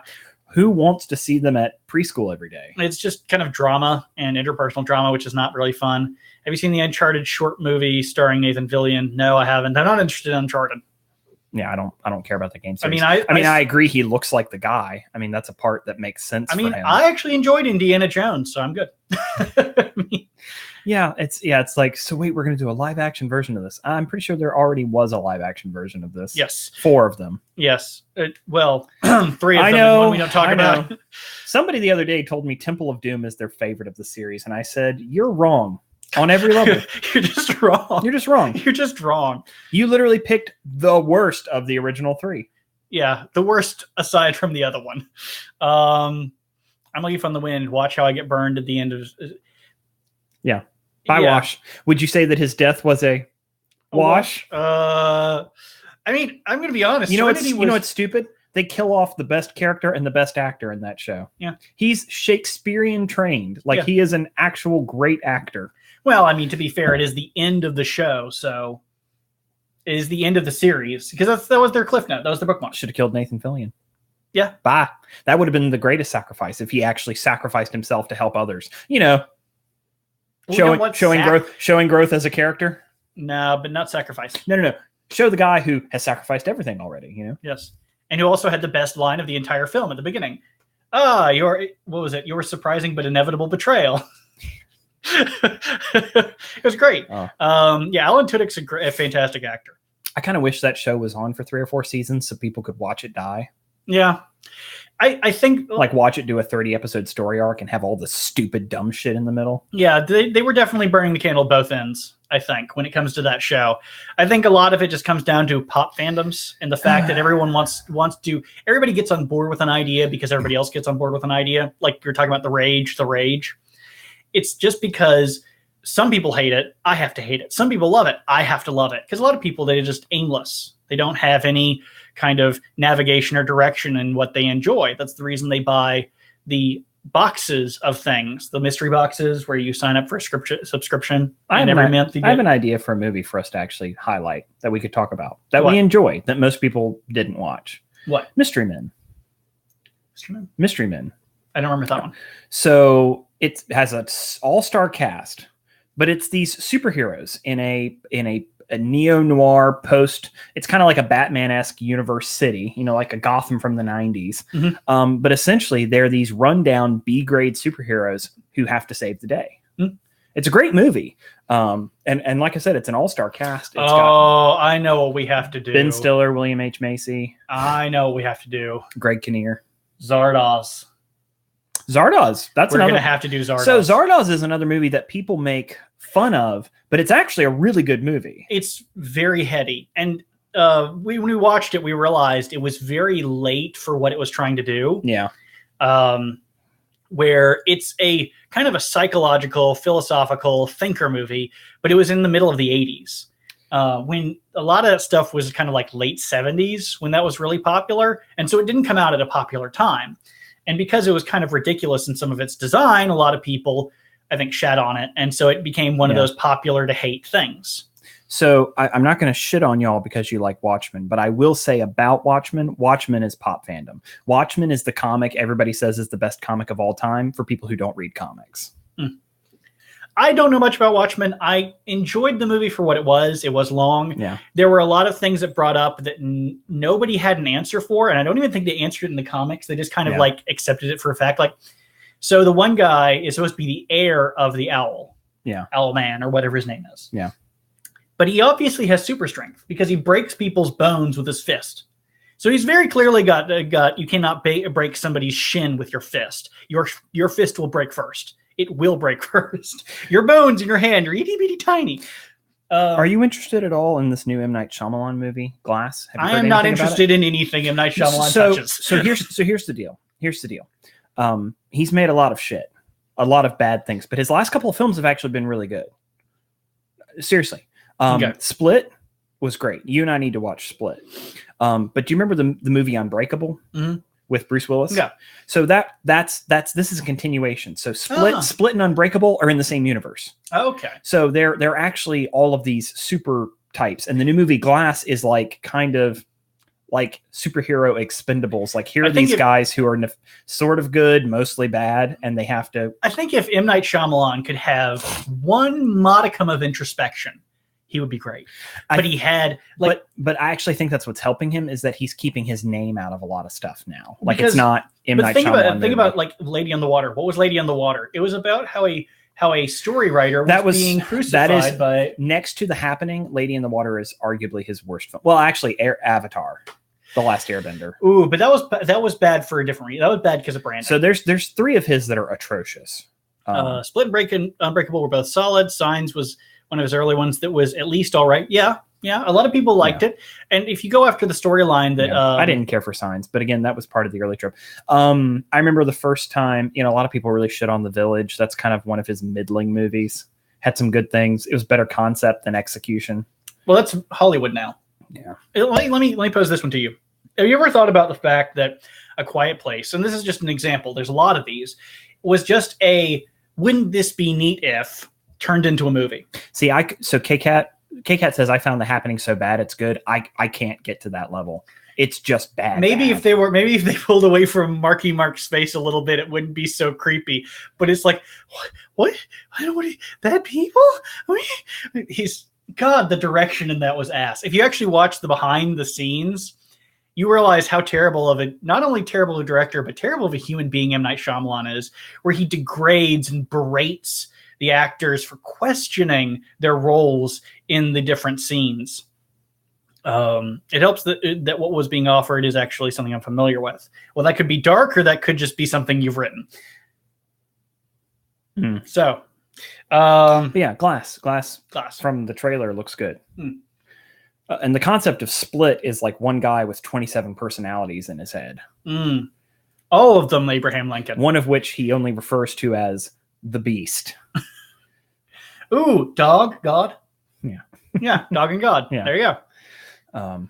So we'll see about that. But what were we talking about? Other movies. Oh, we were talking about comic book movies, Sin City. Yeah, Frank Miller wrote some great comics. Honestly, the comic series that I really loved, I loved Hush, which was a Batman series, which was great. If only DC could stop being them for like ever. I also thought the Ultimates was the best version of the Avengers. Have you seen the trailer for Titans? The new Teen Titans? The live action one? Yeah, it's garbage. Oh my God, it's so bad. Well, the whole thing that he's like, fuck Batman. It's like fuck Batman. Oh my God. Pros D or Pro ZD or whatever his name is he did a kind of this idea of what the executives were thinking when they made that. And it's just so, God, it's awful. Well, and Starfire is Miss Social Justice now. I don't know how to take that. I don't know whether it was just laziness on the, because I think it just comes down to laziness on the costume. It's just the costumer's part. It's just dumb. Like they all look bad. They all look bad, especially Raven. Oh my God. It just, I have something terrible inside me. Raven should look like an Evanescence video from 2003. Yes, not somebody who wants to be in an Evanescence video from 2003. Yeah, the old Teen Titans cartoon was good. Well, and the other thing is so we've got these new Teen Titans. No Cyborg? Oh, right. He's too expensive to put on camera. Yeah. His suit is too expensive to generate. Yeah. But God forbid they ask somebody to shave a mustache. Movies that you love that actually shit the bed somewhere in the second or third act? Oh, yeah, there's a ton of those. 10 Cloverfield Lane suffers, if you didn't know this, it suffers from something else where the producer of Cloverfield goes out and finds these kind of interesting horror movies and then kind of shoehorns them into the Cloverfield universe. Yeah. That's the reason that 10 Cloverfield Lane was good up until the ending where it shits the bed, is because it was actually the original person's design and idea up until the ending. Yeah. There's no original ideas. We're making sequels to every freaking thing. They're making another Charlie's Angels movie with a whole new cast, and Kristen Stewart's one of them. Oh God, that makes no sense. Blinking like Kristen Stewart in a sandstorm. Jesus Christ. Oh God, did anybody want her? Does anyone want her to be in anything? No. Aside from just go away. A cement mixer. Just go away. Just fade into iniquity. Yeah. It's so awful. I'm just so tired of rehashing the same thing that are 20 and 30 years old. Yeah. There's no new ideas. Yeah. I can't wait until they do another remake of I Spit on Your Grave. Well, it's like, so let's talk about something. Yeah, let's talk about something that's not so popular. I just watched the movie Coco last week. And people are like, oh, it's so sweet and it's so great. And it's so representative of Mexican culture and all this crap like that. Here's the deal. Yes, it's a sweet movie. Yes, it's got a good narrative structure, but it's the same fucking narrative structure Pixar in always does. All Pixar movies. It's like, we're going to appropriate your culture. We're going to plug in different names. They even have the derpy dog, just like the derpy chicken from Moana, just like the derpy dog from Up. And derpy bird. It's all these tropes over and over and over. Yeah, Pixar has made one movie. I'm not going to spoil any plot line, but the minute they reveal this wacky character, I'm like, that's actually who it is. And Bree's like, shut up. And I'm like, no, yeah, and it's predictable. Pixar very heavily relies on the liar revealed, and the liar revealed at the end by him being shown out. Monsters at Inc. the end of the second act. Well, no, Monsters Inc. The end of the third is the end of the second act or the middle of the third act, because they did it with Mr. Waternoose. Here's the deal. The drama between the two protagonists always happens at the end of the second act. Mm-hmm. That's where they break apart. And then the liar revealed happens in the third act near the end. That's and then the climax. Then you had the Hal robot from WALL-E. Wasn't there like an intership projection of him talking about how he wasn't going to let any of them escape, and that's the reason all the humans broke out? Yeah. I should make a 40K movie. I will quote someone else on this. I'll actually quote somebody named Mandalore Gamer on this. 40K is like, you know how there was that one kid who always had the best something because he came up with some bullshit reason? Like, his example he gave, my Iron Cena is going to beat up your, my Iron Man is going to beat up your John Cena. Well, my John Cena has an Iron Man proof shield. If you got every single one of those kids, put them on a school bus and ship them off to work every day, that's who you have making Warhammer 40K, except you have one kid who's in control of the humans, who is the ultimate that kid. I can't give 40K anything because it's just so ridiculously one-upmanship to the point where it's not even enjoyable. Yeah, go watch Mandalore Gamer's review of Fire Strike or whatever the PS2 first-person shooter that came out at the same time as Halo was. He does a Warhammer 40K game. He explains it better than I could, and it's a terrible game. Comments out of context on the stream drive me nuts. Like Last Place says, "Ha ha ha ha ha." To what? I guarantee you, it's the kids who can't. Yeah. I guarantee you, it's that. We all know that person. Yeah. Big Trouble, not the In Little China. Big Trouble. Yes, Big Trouble's hilarious. You remember that one, right? Mm-hmm. Yeah, that one is hilarious. It's actually originally a book. There's actually a scene from it which is not included in the movie where the beginning was the way the prisoners escaped the prison was because when they were doing budget cuts and they had to make the prison, they decided to have all the prison doors controlled by garage door openers that they bought at Sears. And there was a power outage one night, and so the only thing keeping all the prisoners in the prison was the honor system. Rush Hour, as in with Chris Tucker and Jackie Chan. I have not seen that movie in 15 I guarantee years. you that does not hold up. I guarantee you that does not hold up. No. What you don't understand is in Sweden, they love Chris Tucker. He's a national icon. He's a national treasure. It's the only black man they care about in Sweden. Oh, God. Well, it's like the joke you made earlier today about finding a black Russian. Good luck. Wouldn't it be funny if there's like literally a statue in Malmo to Chris Tucker and you're like, what the fuck? But Chris Tucker from The Fifth Element. Yeah, but you know that he would go great with Germany's statue of the Hoff. Because Germany probably has David Hasselhoff on every street corner. They love David Hasselhoff. Boy, do they love David Hasselhoff. You want to talk about like the master of so bad he's starting to become good. David Hasselhoff's self-awareness of himself is great. Yeah. That he'll just show up in things and be like, yeah, I'm ridiculous, but don't you love that I'm here? Yeah. Like, and you're like, yeah, I kind of do love that you're here. Like, why so? Like when he makes his appearance in Dodgeball. Oh, yeah. Like the German team literally swear over his name and you find out he's the coach at the end and he's like, losers! You know? He's a punchline. Yeah. But he understands. I swear to God, the fact that SOB was at the wall in Berlin when they were tearing it down, singing, doing a concert, it's just ridiculous. One day we'll look back and be like, and who was this Hasselhoff? Yes, people who tore down the Berlin... Germans worshipped him as a god. People who helped tear down the Berlin Wall. Ronald Reagan, Pope John Paul II, Thatcher, Hasselhoff. Speaking of movies in Sweden, thoughts on Kung Fury? It has been forever and a day since I've even thought about Kung Fury. It was a trope of the Matrix. It really was, and I don't know whether or not that would hold up today. I'm trying to remember this. I think I remember this movie. I think it's the one where he fought the cow. Yeah. No. This is the new thing. Oh, okay. That's the thing that came out. That was the crowdfunded movie. That's right.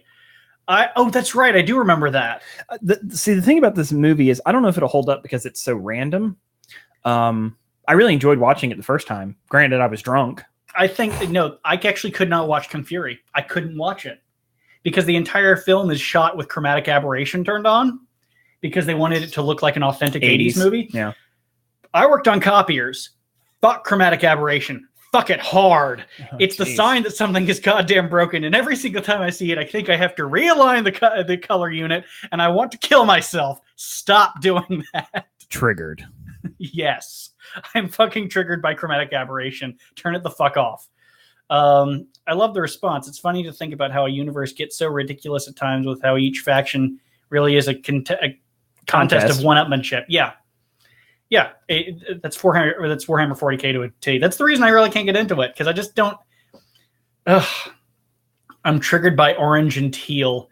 So you love Michael Bay's movies, then. Every fucking shot. But she loves Shia LaBeouf, so it's a, love-hate relationship. The beef. Yes, the beef. Shia of beef.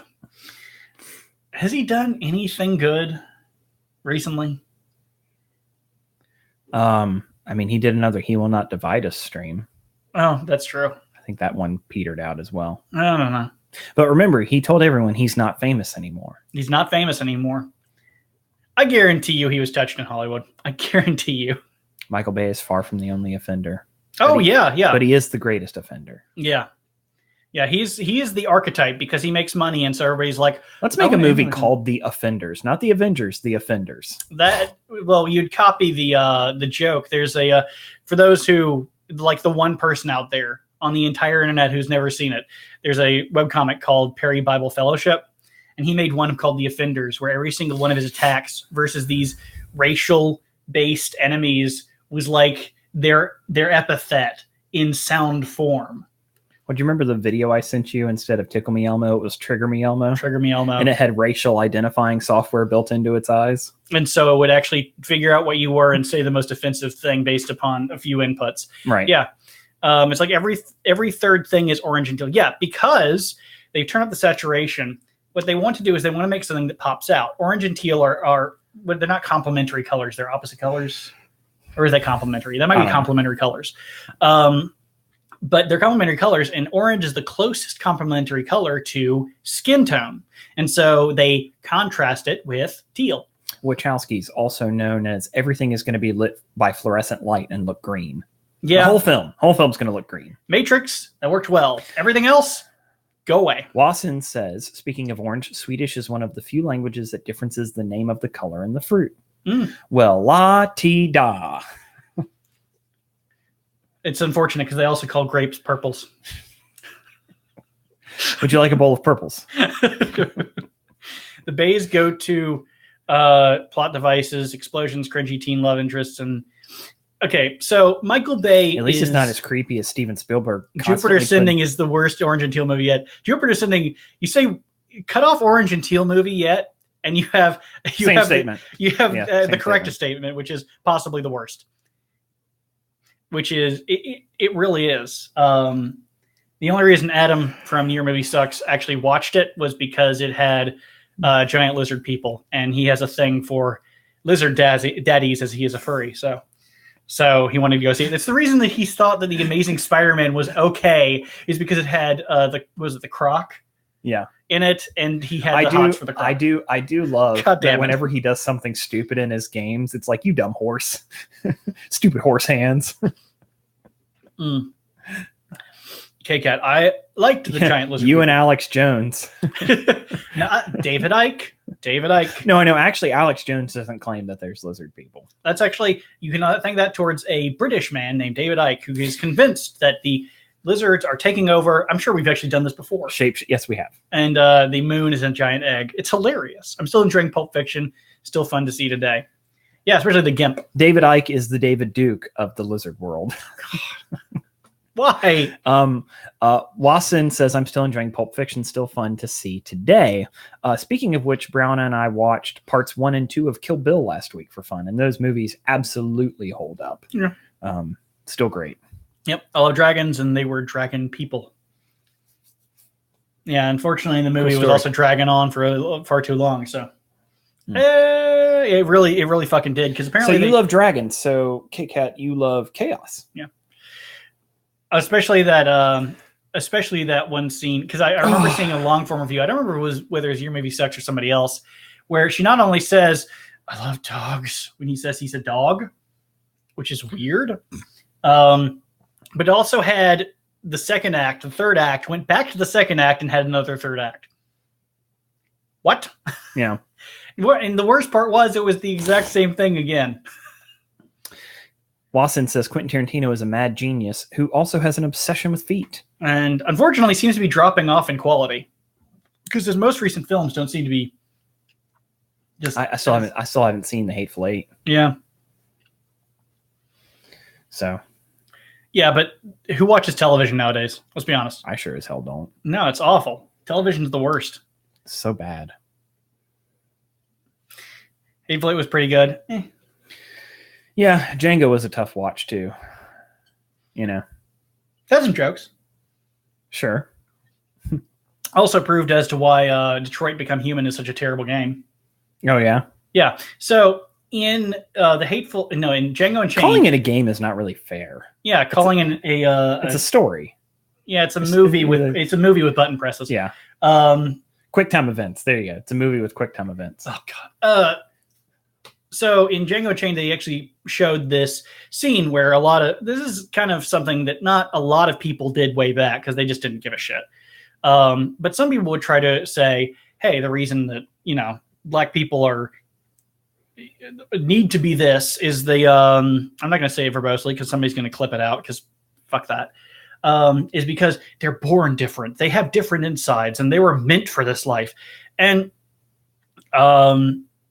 Detroit Become Human is all about the emancipation of robots, which are objectively different on the inside, absolutely, completely, and totally designed for subservience. Somebody else pointed out, I can't remember who it was, somebody else pointed out it is actually more of a mockery of the civil rights movement than it is actually about the civil rights movement, which is terrifying. Yeah. You shouldn't mock the civil rights movement. The camera's starting to list again. I don't know. Don't list. Here. You should do what I told you to do in the first place and put a piece of tape on the right side. No, I want to put a piece of tape on the wrong side. You woke up on the Who wrong the fuck side. wants to be on the right side of history? Be on the wrong side of history. So kind of pushing it up. Absolutely. Not really like that at all, but whatever. I would put enough tape on here. Eventually, it'll just have to stay because it won't have anywhere else to go. There we go. And yeah, there you go. No, that's too much. There you go. Too much. Kit Kat says, I once saw a movie. You keep taking it off. Get your shoulder in frame.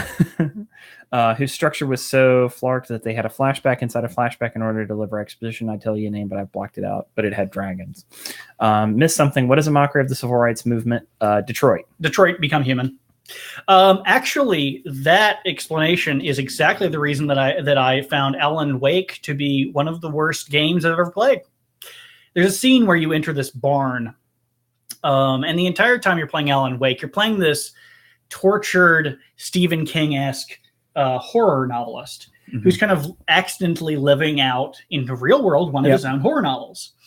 But the thing is as you're going along, you see these old cathode ray big box TVs that keep displaying images of you like there was a CCTV in your writing room, kind of explaining your thought process out loud.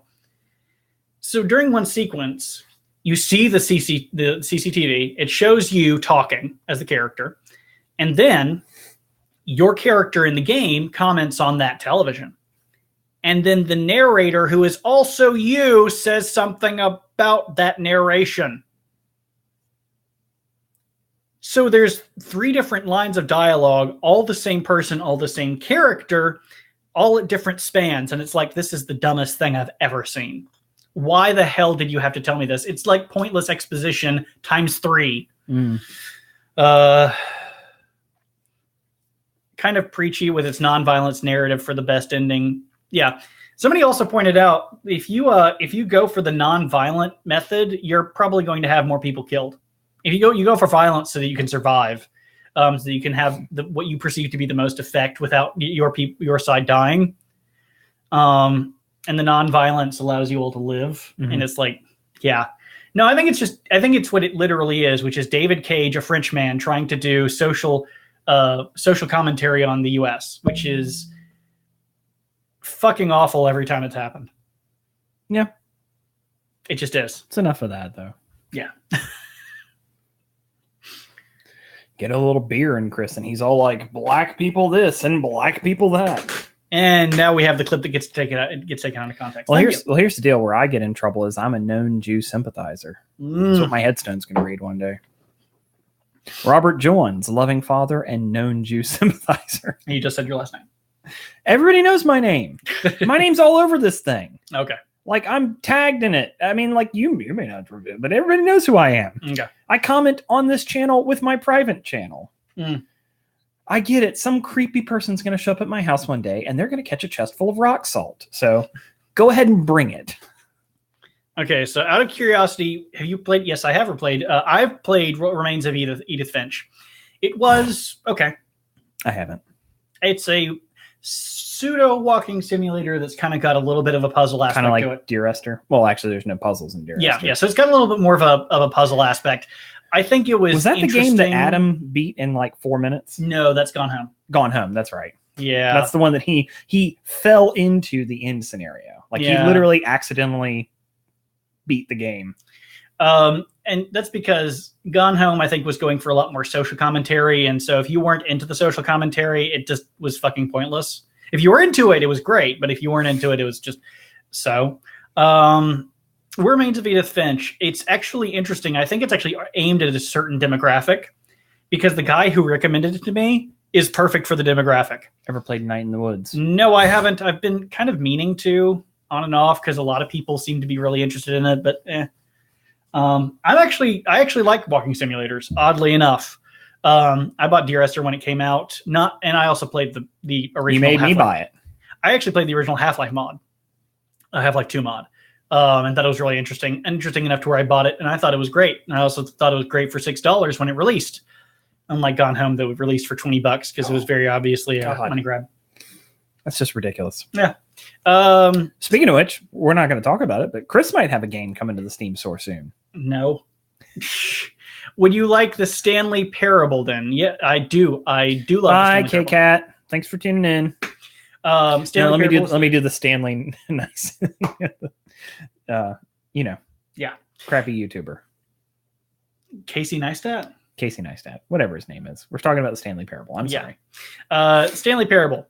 Very funny. Very great. Casey Neistat? No, not funny at all. No, he looks stupid. He's a tool, and he actually took money from the Hillary Clinton campaign. Yeah, he was actually a shill. Yeah, legitimately a shill. A legitimate shill. I don't care what your politics are, but if you're taking money from a politician to promote your YouTube channel, like that's kind of crappy. Yeah, that's freaking awful. Also, he looks like he's mentally deficient. Mentally feeble, Chris? You want to use that term? Mentally feeble. Yeah, Stanley Parable is hilarious. Well, with that, K-Cat's definitely gone. The only problem with the Stanley Parable, I think, is that it has like no replay value. Once you actually get all the endings, there's not much reason to go back. The jokes, I mean, the humor is there, but that's the problem, I think, with a lot of joke games, is that once you go through it, you've gone through it, and there's no reason to ever go back. And I like games with replayability. Stanley Parable actually has a lot of different paths to go down. No, once you do all of them. Well, yeah. Yeah. But you can get through all of them in almost one sitting. I mean, just like, especially because there are a lot of cheat ones. I guess you did that button ending. I got it when it came out. I don't remember a lot of it. Was it the button ending with the baby where you had to keep the baby out of the flames, or was it the one where you had to press the button in the one room with like all the different options of actually, because there's a point in the game where it actually tells you all the various options in the game, all the various endings. Or was it the 8? A game where you press 8. For some reason, I never got the achievement for, even though I did it. Yeah, well, I mean, what do achievements really do for you? Nothing. But I also got the gnome into the rocket launcher at the end of Half-Life 2, and it didn't give me the achievement for that, which makes me rather pissed. Wasn't like 4 hours of doing that. Maybe, I don't remember. That was a different ending. I remember if you go up to one of the doors and you just keep spam clicking it forever, it'll actually give you an achievement. And it'll tell you. Wasson, in Sweden, are you 5 hours or 6 hours ahead of us here? Like, what time is it for you right now? GMT minus what? Or no, GMT plus. GMT plus what? Or just tell us what time it is in your country right now. You know. Or that. Yeah, it's pretty simple. I was trying to be scientific. I was going to say it's way easier to just tell me what time it is right now. Yeah. Because it is 2:26. We're at GMT minus 5. Oh, of course you had to give it to me in the military time. Except military time doesn't use a decimal point. It's 6 hours. You are wrong. It is not 26 hundredths of an hour. Because nobody uses the decimal system. Joke's on you. My watch is in military time. So yeah. I also have to do my job in military time. Because my boss is a Marine. Because you're surrounded by military people. Yes, my boss is a Marine. That's a fun boss, you know, by the way. I'm totally that guy who went to Europe once, and all the time there is in military time. You just get used to it. And then you come home and you're like, yeah, that's a little more efficient. Yeah. It's not that hard to adopt. No, it really isn't. It's that plus 12. And you can look at this and just be like, yeah, it's 2:26, even though it says 14:26. Yeah. Because nobody else is going to care when you say 14. Now he knows exactly where we are. You just told him our entire time zone. Well, they already know we're in Raleigh, North Carolina. Ish. Actually, we're not in Raleigh right now. No. It's a shame. Yeah. Suck on that shit. But don't. I mean, maybe if you want to, you can give somebody a Hershey's kiss. Which I thought of the funny reference for it. I was like, wait, there's probably already on our Urban Dictionary. I looked it up. Yes. It was exactly what you thought it was. Yes, because I knew it would have to be. Just like how we use the metric system as well. Yes. The communist measure system.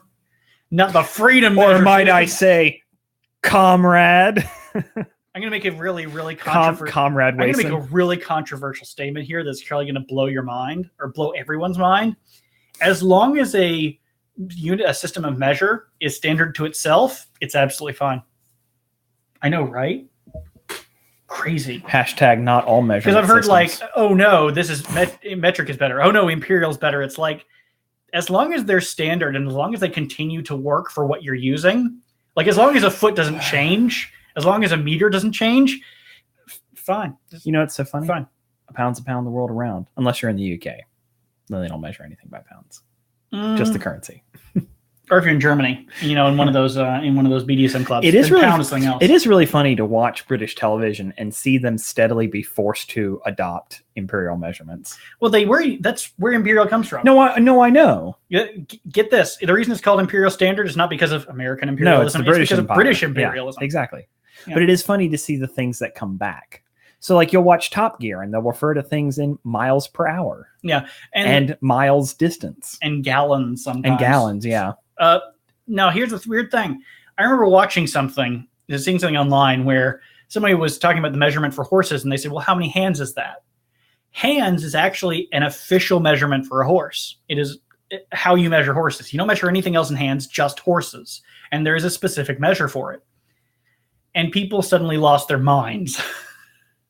They're like, how do you measure with hands? Hands are different sizes. It's like, Stop Well, being it's dumb. like- Stop being dumb.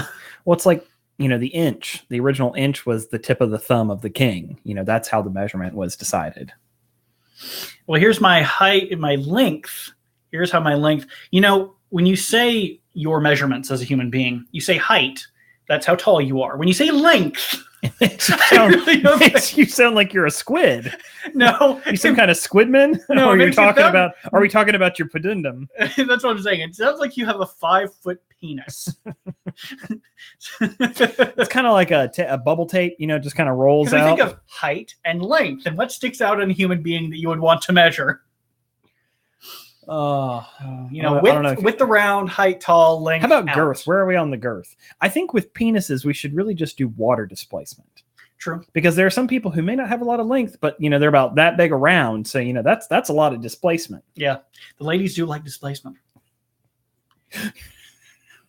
Here's your little trick, kids, and sure to get us demonetized. If you're too long, you start poking the womb, and that hurts. Yeah. Well, it's only a womb when there's a baby in it. Otherwise, they call it a uterus. Yeah. You poke the cervix. Yeah, ladies don't like that. You ladies do not like being poked in the it's cervix. like being hit in the testicles. Ow. Oh ow. no, you're fine. You're fine. That's a lost in translation thing. You talk about how things can get lost in translation. There's one. I remember being with a roommate of mine. He was from Jordan, a former roommate, and he would talk about how he and another of our roommates, we were just all best friends, and then we were out in public, and he wasn't great with English. He was pretty good, but like you could always kind of understand what he was saying. But he just promoted out as loud as he could. Yeah, we're all just lovers, and I'm like, no. And then he starts undressing. You're like, well, no, that's actually what he was. No, never mind. I take it back. Continue as you want. I'm going to walk this way. So 5 feet 4 3/4 inches. Okay. So you're a little person. He could be tall for his age. We don't know how old he is. I don't know. That's very true. If you're 13, then holy crap. Well, I'm 6 foot 1 inch. Yeah.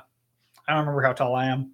This is, speaking of which, this is something I always ask Americans, since you don't have different words for maternal and paternal grandparents like we Swedes do.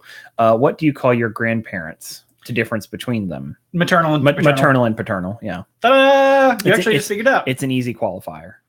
Yeah. Or you say on my mother's side. On my mother's side, yeah. Father's side, yeah. Yeah. But yeah, maternal, paternal is more the general. Maternal accepted. grandparents, paternal grandparents. Yeah, it's easy. And if you have a grandparent that you're not blood related to, like for instance, I have a grandparent who had Alzheimer's. That's how she passed away. And people are always like, "Oh, well, are you worried about that?" And I said, "Oh, well, she was my step grandmother." Yeah. An interesting thing as well, an interesting thing about English is you can switch out half the words with an alternate meaning and people still understand what the hell you're saying. And I'm sure that works for a lot of languages, but it's one thing I found really nice with English is that if you come here and you don't know half the language, you can get away with like tenses. Okay, so I know tenses are fucking hard for English. It doesn't fucking matter. But here's the deal. Most languages have a you plural. They have a different ending for the you plural. So as the we you, as it were. And in the South, we have always used the term y'all, as in you all. It is a conjunction of you all for you plural.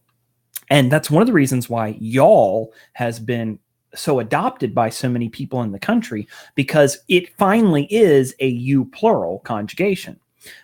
So I have people who are from the Northeast and California and stuff who will now use the term y'all, but it's happened in the last 30 years because I can remember as a child being made fun of for saying y'all. And I come from a place, Southern hick, Oh yeah, and I come from a place where they actually say yuns. Yuns, yeah. UNs, like you ones. You ones, yeah. Yeah. But it accomplishes the same thing. Y'all is just more accepted. Oh yeah, no. English is terrible with how it tends to break its own spelling. Yeah. Homophones, fuck that. Yeah, but at least we're better than Germany, where we just keep smashing words together to make these giant, That's a lot of languages. That's a lot of languages. Yeah. Compound words. But I mean, it doesn't, at the end of the day, what I mean is that it doesn't matter. It really, you can still understand people. Wasson says, in Sweden, we use more, far, more, far, far more.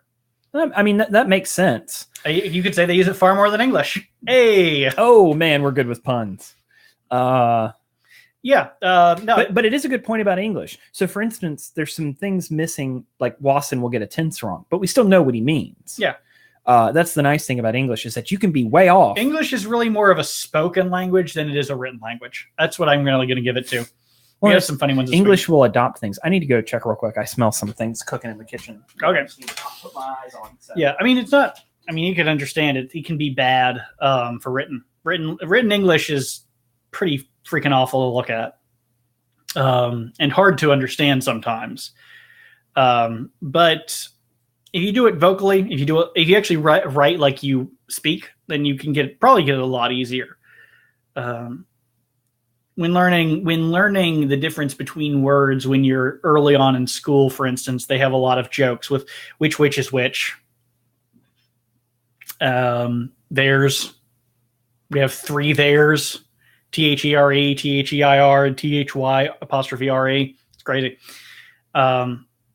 Wason says, compound words, we have some funny ones. There's this classic Brunnerig, which I don't know how to pronounce that A correctly. I apologize. Brunherig. Sjukskoterska, brown hair nurse. If you split the word up into Brunherig Sjukskoterska, you get brown hairy sick nurse. Well, I can see how that would work though, because I mean, a nurse is a sick nurse, and so you have brown haired, brown hairy hair. So yeah, I guess that makes sense. It's definitely a written language where it's a spoken one. Then, if you mess up and you have a stutter, fuck, you could just insult somebody like crazy, not even know it. Yeah, I learned that from a Jordanian roommate. Is that tenses? I mean, I knew it kind of anyway, but tenses are definitely a hard thing to deal with in English. But as long as you kind of get it mostly right, people don't care. I mean, when it comes to speaking on an internet platform, everyone likes to point out the slightest misspelling and tell you that you either what you're saying is completely wrong because of it, or you are a terrible person because of it. But if you're speaking it, nobody's gonna. I haven't heard a single person modify someone's speech in that way because it's rude. But people do it on the internet because apparently it's not rude there. I don't know. I've been trying to learn a few other languages myself. All I know right now is C#. But this SJ sound is sounding like a wind-like sounds, like a whistle.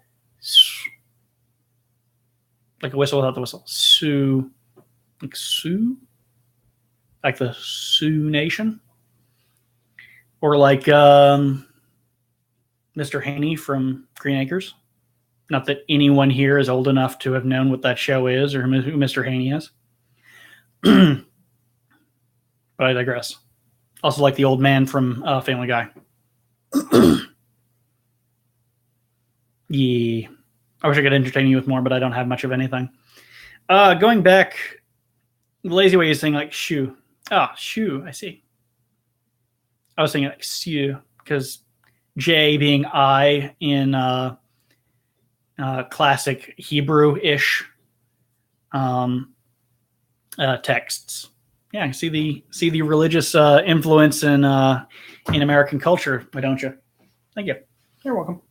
So yeah, SJ is pronounced shoe, not Sioux. I had to check on the boy and my missus. The boys. Here, I'll be right back. Okay. I have to leak a take. Lawson, last place, and whoever the third person streaming is that I haven't seen in a bit. Thanks for hanging out with us. It's been good to be able to catch up with y'all. I've missed us hanging out and doing the show every week. That's one of the things that Chris and I wish we could do more often. Unfortunately, as things get busier, the channel gets hurt. So this sound is similar, but with more work with the throat. Yeah, there's all sorts of we're just going to try and reduce some of the glare on my face. But all of the kind of guttural throat sounds that are produced through Yiddish or Hebrew, it's really fascinating, and it's so wildly different from English. You know, so much of English is kind of up here; the intonation is up in your mouth, in your head, rather than deep lower in your throat. And in English, there's no reason to roll your R's, which is an interesting thing to consider. My wife can't roll her R's at all. It just lacks the capability to do it. So it'll be interesting to see if our children carry that, because I certainly can. Yeah, languages are fascinating. My My father-in-law studied linguistics when he was in school. So he's a really interesting person to talk to. And he and my mother-in-law are world travelers. And so everywhere they go, they pick up a little bit of language. And of course, always send us the neatest trinkets back. My living room in my house is just adorned with pieces of culture from all over the world. And I also have what I like to call a forbidden rock collection. I'm not going to go into what I have, but let's just say that I have pieces of things from places that you're not supposed to have pieces of things in those places. Nothing super illegal. Don't worry. It's not like I have, plutonium or something, but it's just little trinkets from all over the world. Speaking of rolling R's, welcome to Sweden. Interesting point. You may not know. By the way, Wasson, good luck extraditing me. I was telling them I didn't go into what I have, but I was telling them about my what I call my forbidden rock collection of pieces of things from around the world you're not supposed to have. Oh, yes. Places where they tell you, like, hey, don't take this home with you. But I totally have lots of that. My grandmother has a little jar of the black sand from the wherever that is over one of the Pacific Islands. Well, Hawaii has black sand. Yeah. There's a lot of them that have black sand. But it's illegal to take the sand because they know if they actually allowed people to do it, the beaches would be fucking gone. Yeah. But she has this little jar from when she went to Japan it's like decades ago. Let me give you an example. The Grand Canyon is huge, right? Covers a lot of land. You're not supposed to take any rocks from the Grand Canyon. Yep. You're not supposed to have anything. It could cause erosion. I may or may not have rocks from the Grand Canyon. Oh, come on. Come on, that was great. Yeah, it could cause erosion. You mean other than the Colorado River that runs through it? Other than the fact that the entire thing is nothing but erosion? Yeah, the whole thing is erosion. I'm adding to the greatness of it. Yeah. So. Yeah, we're coming up on 2 hours of hanging out. Yeah. Hanging out with my family. That's the name of the stream. No, I know. But you realize how few people in the stream know where that's from. Really? Yeah. They didn't know. I bet you they don't. We haven't talked about it. Okay. Well, if you don't know what that is, I'm very sorry. Well, don't be very sorry. It has been fun, Wasson. Wason. Yeah,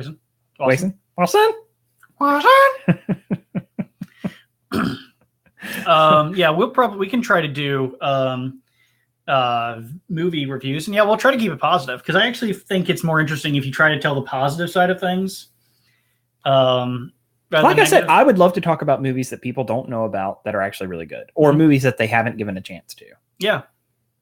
Or tell them about movies that they shouldn't go see in a positive light. Your life will be better if you don't see this movie because you'll have more time for your family, your loved ones, and masturbating. Don't go see A Quiet Place. It makes no sense. Yeah, that was a positive way. That was a tough one to masturbate to. But I found a way. Thank God I had a thing for cochlear implants. I had a thing for, penetration. Just, metal penetrating skin. Ugh. Yeah. You and Tarantino. Oof. Right in that foot scene. I don't get feet, people. I mean, if you're a foot person, that's your thing. That's fine. Whatever. It has to do with a miswiring of the brain. Yeah. Because the area for the stimulus required for erotic arousal is actually surrounded by the feet and the back of the throat. The nerve endings. Yeah. So if you have a small miswiring there, that's where the oral and the feet thing comes from. Yeah. The more you know. So people who like people to stick feet in their mouth, that's just, the best of both. Gave her a foot job. No, not the way that you think. I shoved half her foot in my mouth. The world is filled with too much negativism nowadays. Well, that's a rather negative thing to say. I was going to say, so here's an example. So wrong tense, but we know exactly what he means. Yep. Context is great in English. Yep. Again, it's a spoken language, so you're good. The other thing I love about English is that we adopt words from everything. Yeah. It's just a matter of popular nomenclature. So I'll give you an example. The correct tense for plural of octopus is octopodes. Because its base is Greek. Yes, not Latin. The thing is, though, that Americans and English speakers have used the term octopi so regularly that it is now accepted as a correct plural of octopus. I think the important thing to take away and the important thing to explain to Germans for the 75th time is that language is a social contract where we can kind of both agree on the terms spoken. Yeah. If we start talking in some gibberish but fully understand each other, it's a language. Yeah. Done. That's how language works. Yeah, it is. If you can effectively communicate that way. Yeah. I mean, that's what drunkenese is. Give her a breath, love her, it's the best. If you insist. Yeah, right? Yeah. I don't think it is. Speaking of words, any favorite words that's been added in recent years? D''OH. That was added to the Oxford English Dictionary about 10 years ago. Doe. Doe. Homer Simpson's doe. O. Yeah. D''OH. O. That's one that comes to mind. There's been a bunch. There's a lot of stupid ones that have been added that I don't so much appreciate. But that's the way language works. Yeah, I mean any word that's let's face it, I have swag for days. So I actually do have swag, which is corporate memorabilia given for free. I cannot wait until Oxford English Dictionary adopts Hella. They probably already have. Probably. Hella. Yeah. Like a whole lot of. Yes. An extraordinary amount or extraordinary degree of. In a non-satanic way. Mm-hmm. It's hella a description. That's a hell of a thing. Yeah, it is. I don't know. Yeah. In Sweden a few years ago, we added the word hin, which is a gender-neutral word between han and han. Han and han. Han and han. Well, thank you, Zer, or Zadam. Unfortunately, hen here is a very female thing. It means a female chicken. Yeah. So it's a hen.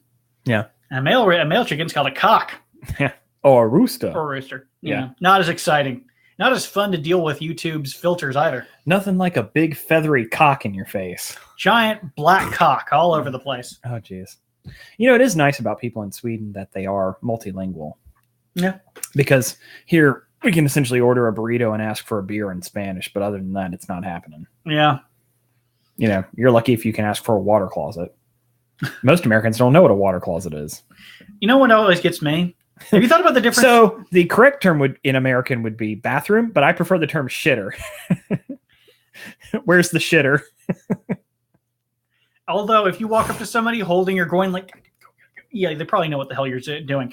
Das ist meine Pepe. I don't even think that it means that.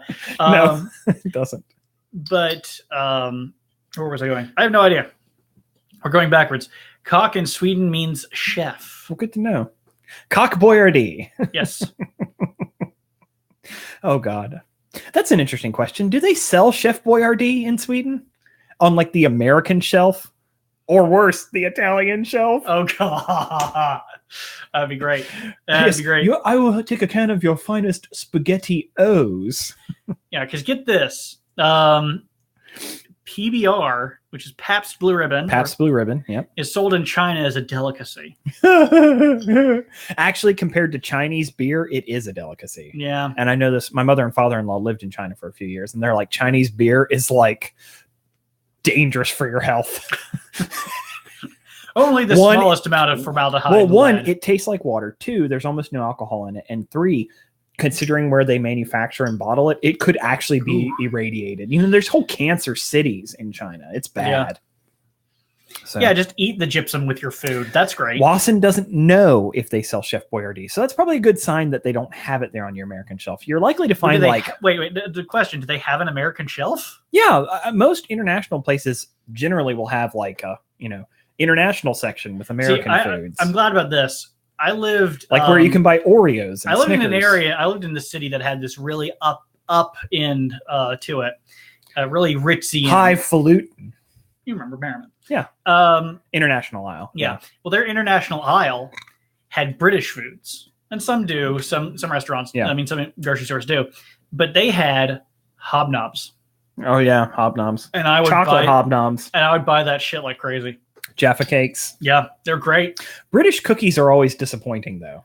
Every other British cookie. Hobnobs are fantastic. Hobnobs are good, but most British cookies, you're like, couldn't you add some fucking sugar to this? Like they'll put like a sheen of sugar on top. Yeah, Jaffa cakes are great, but again, it's got a chocolate coating, Yeah. But a lot of them It are by like itself would be rather anything that they call a digestive. Oh, you should be wary. it's like this is just for fiber. It's literally just a fiber cake. It's just a fiber cake. And I get plenty of fiber. Yeah.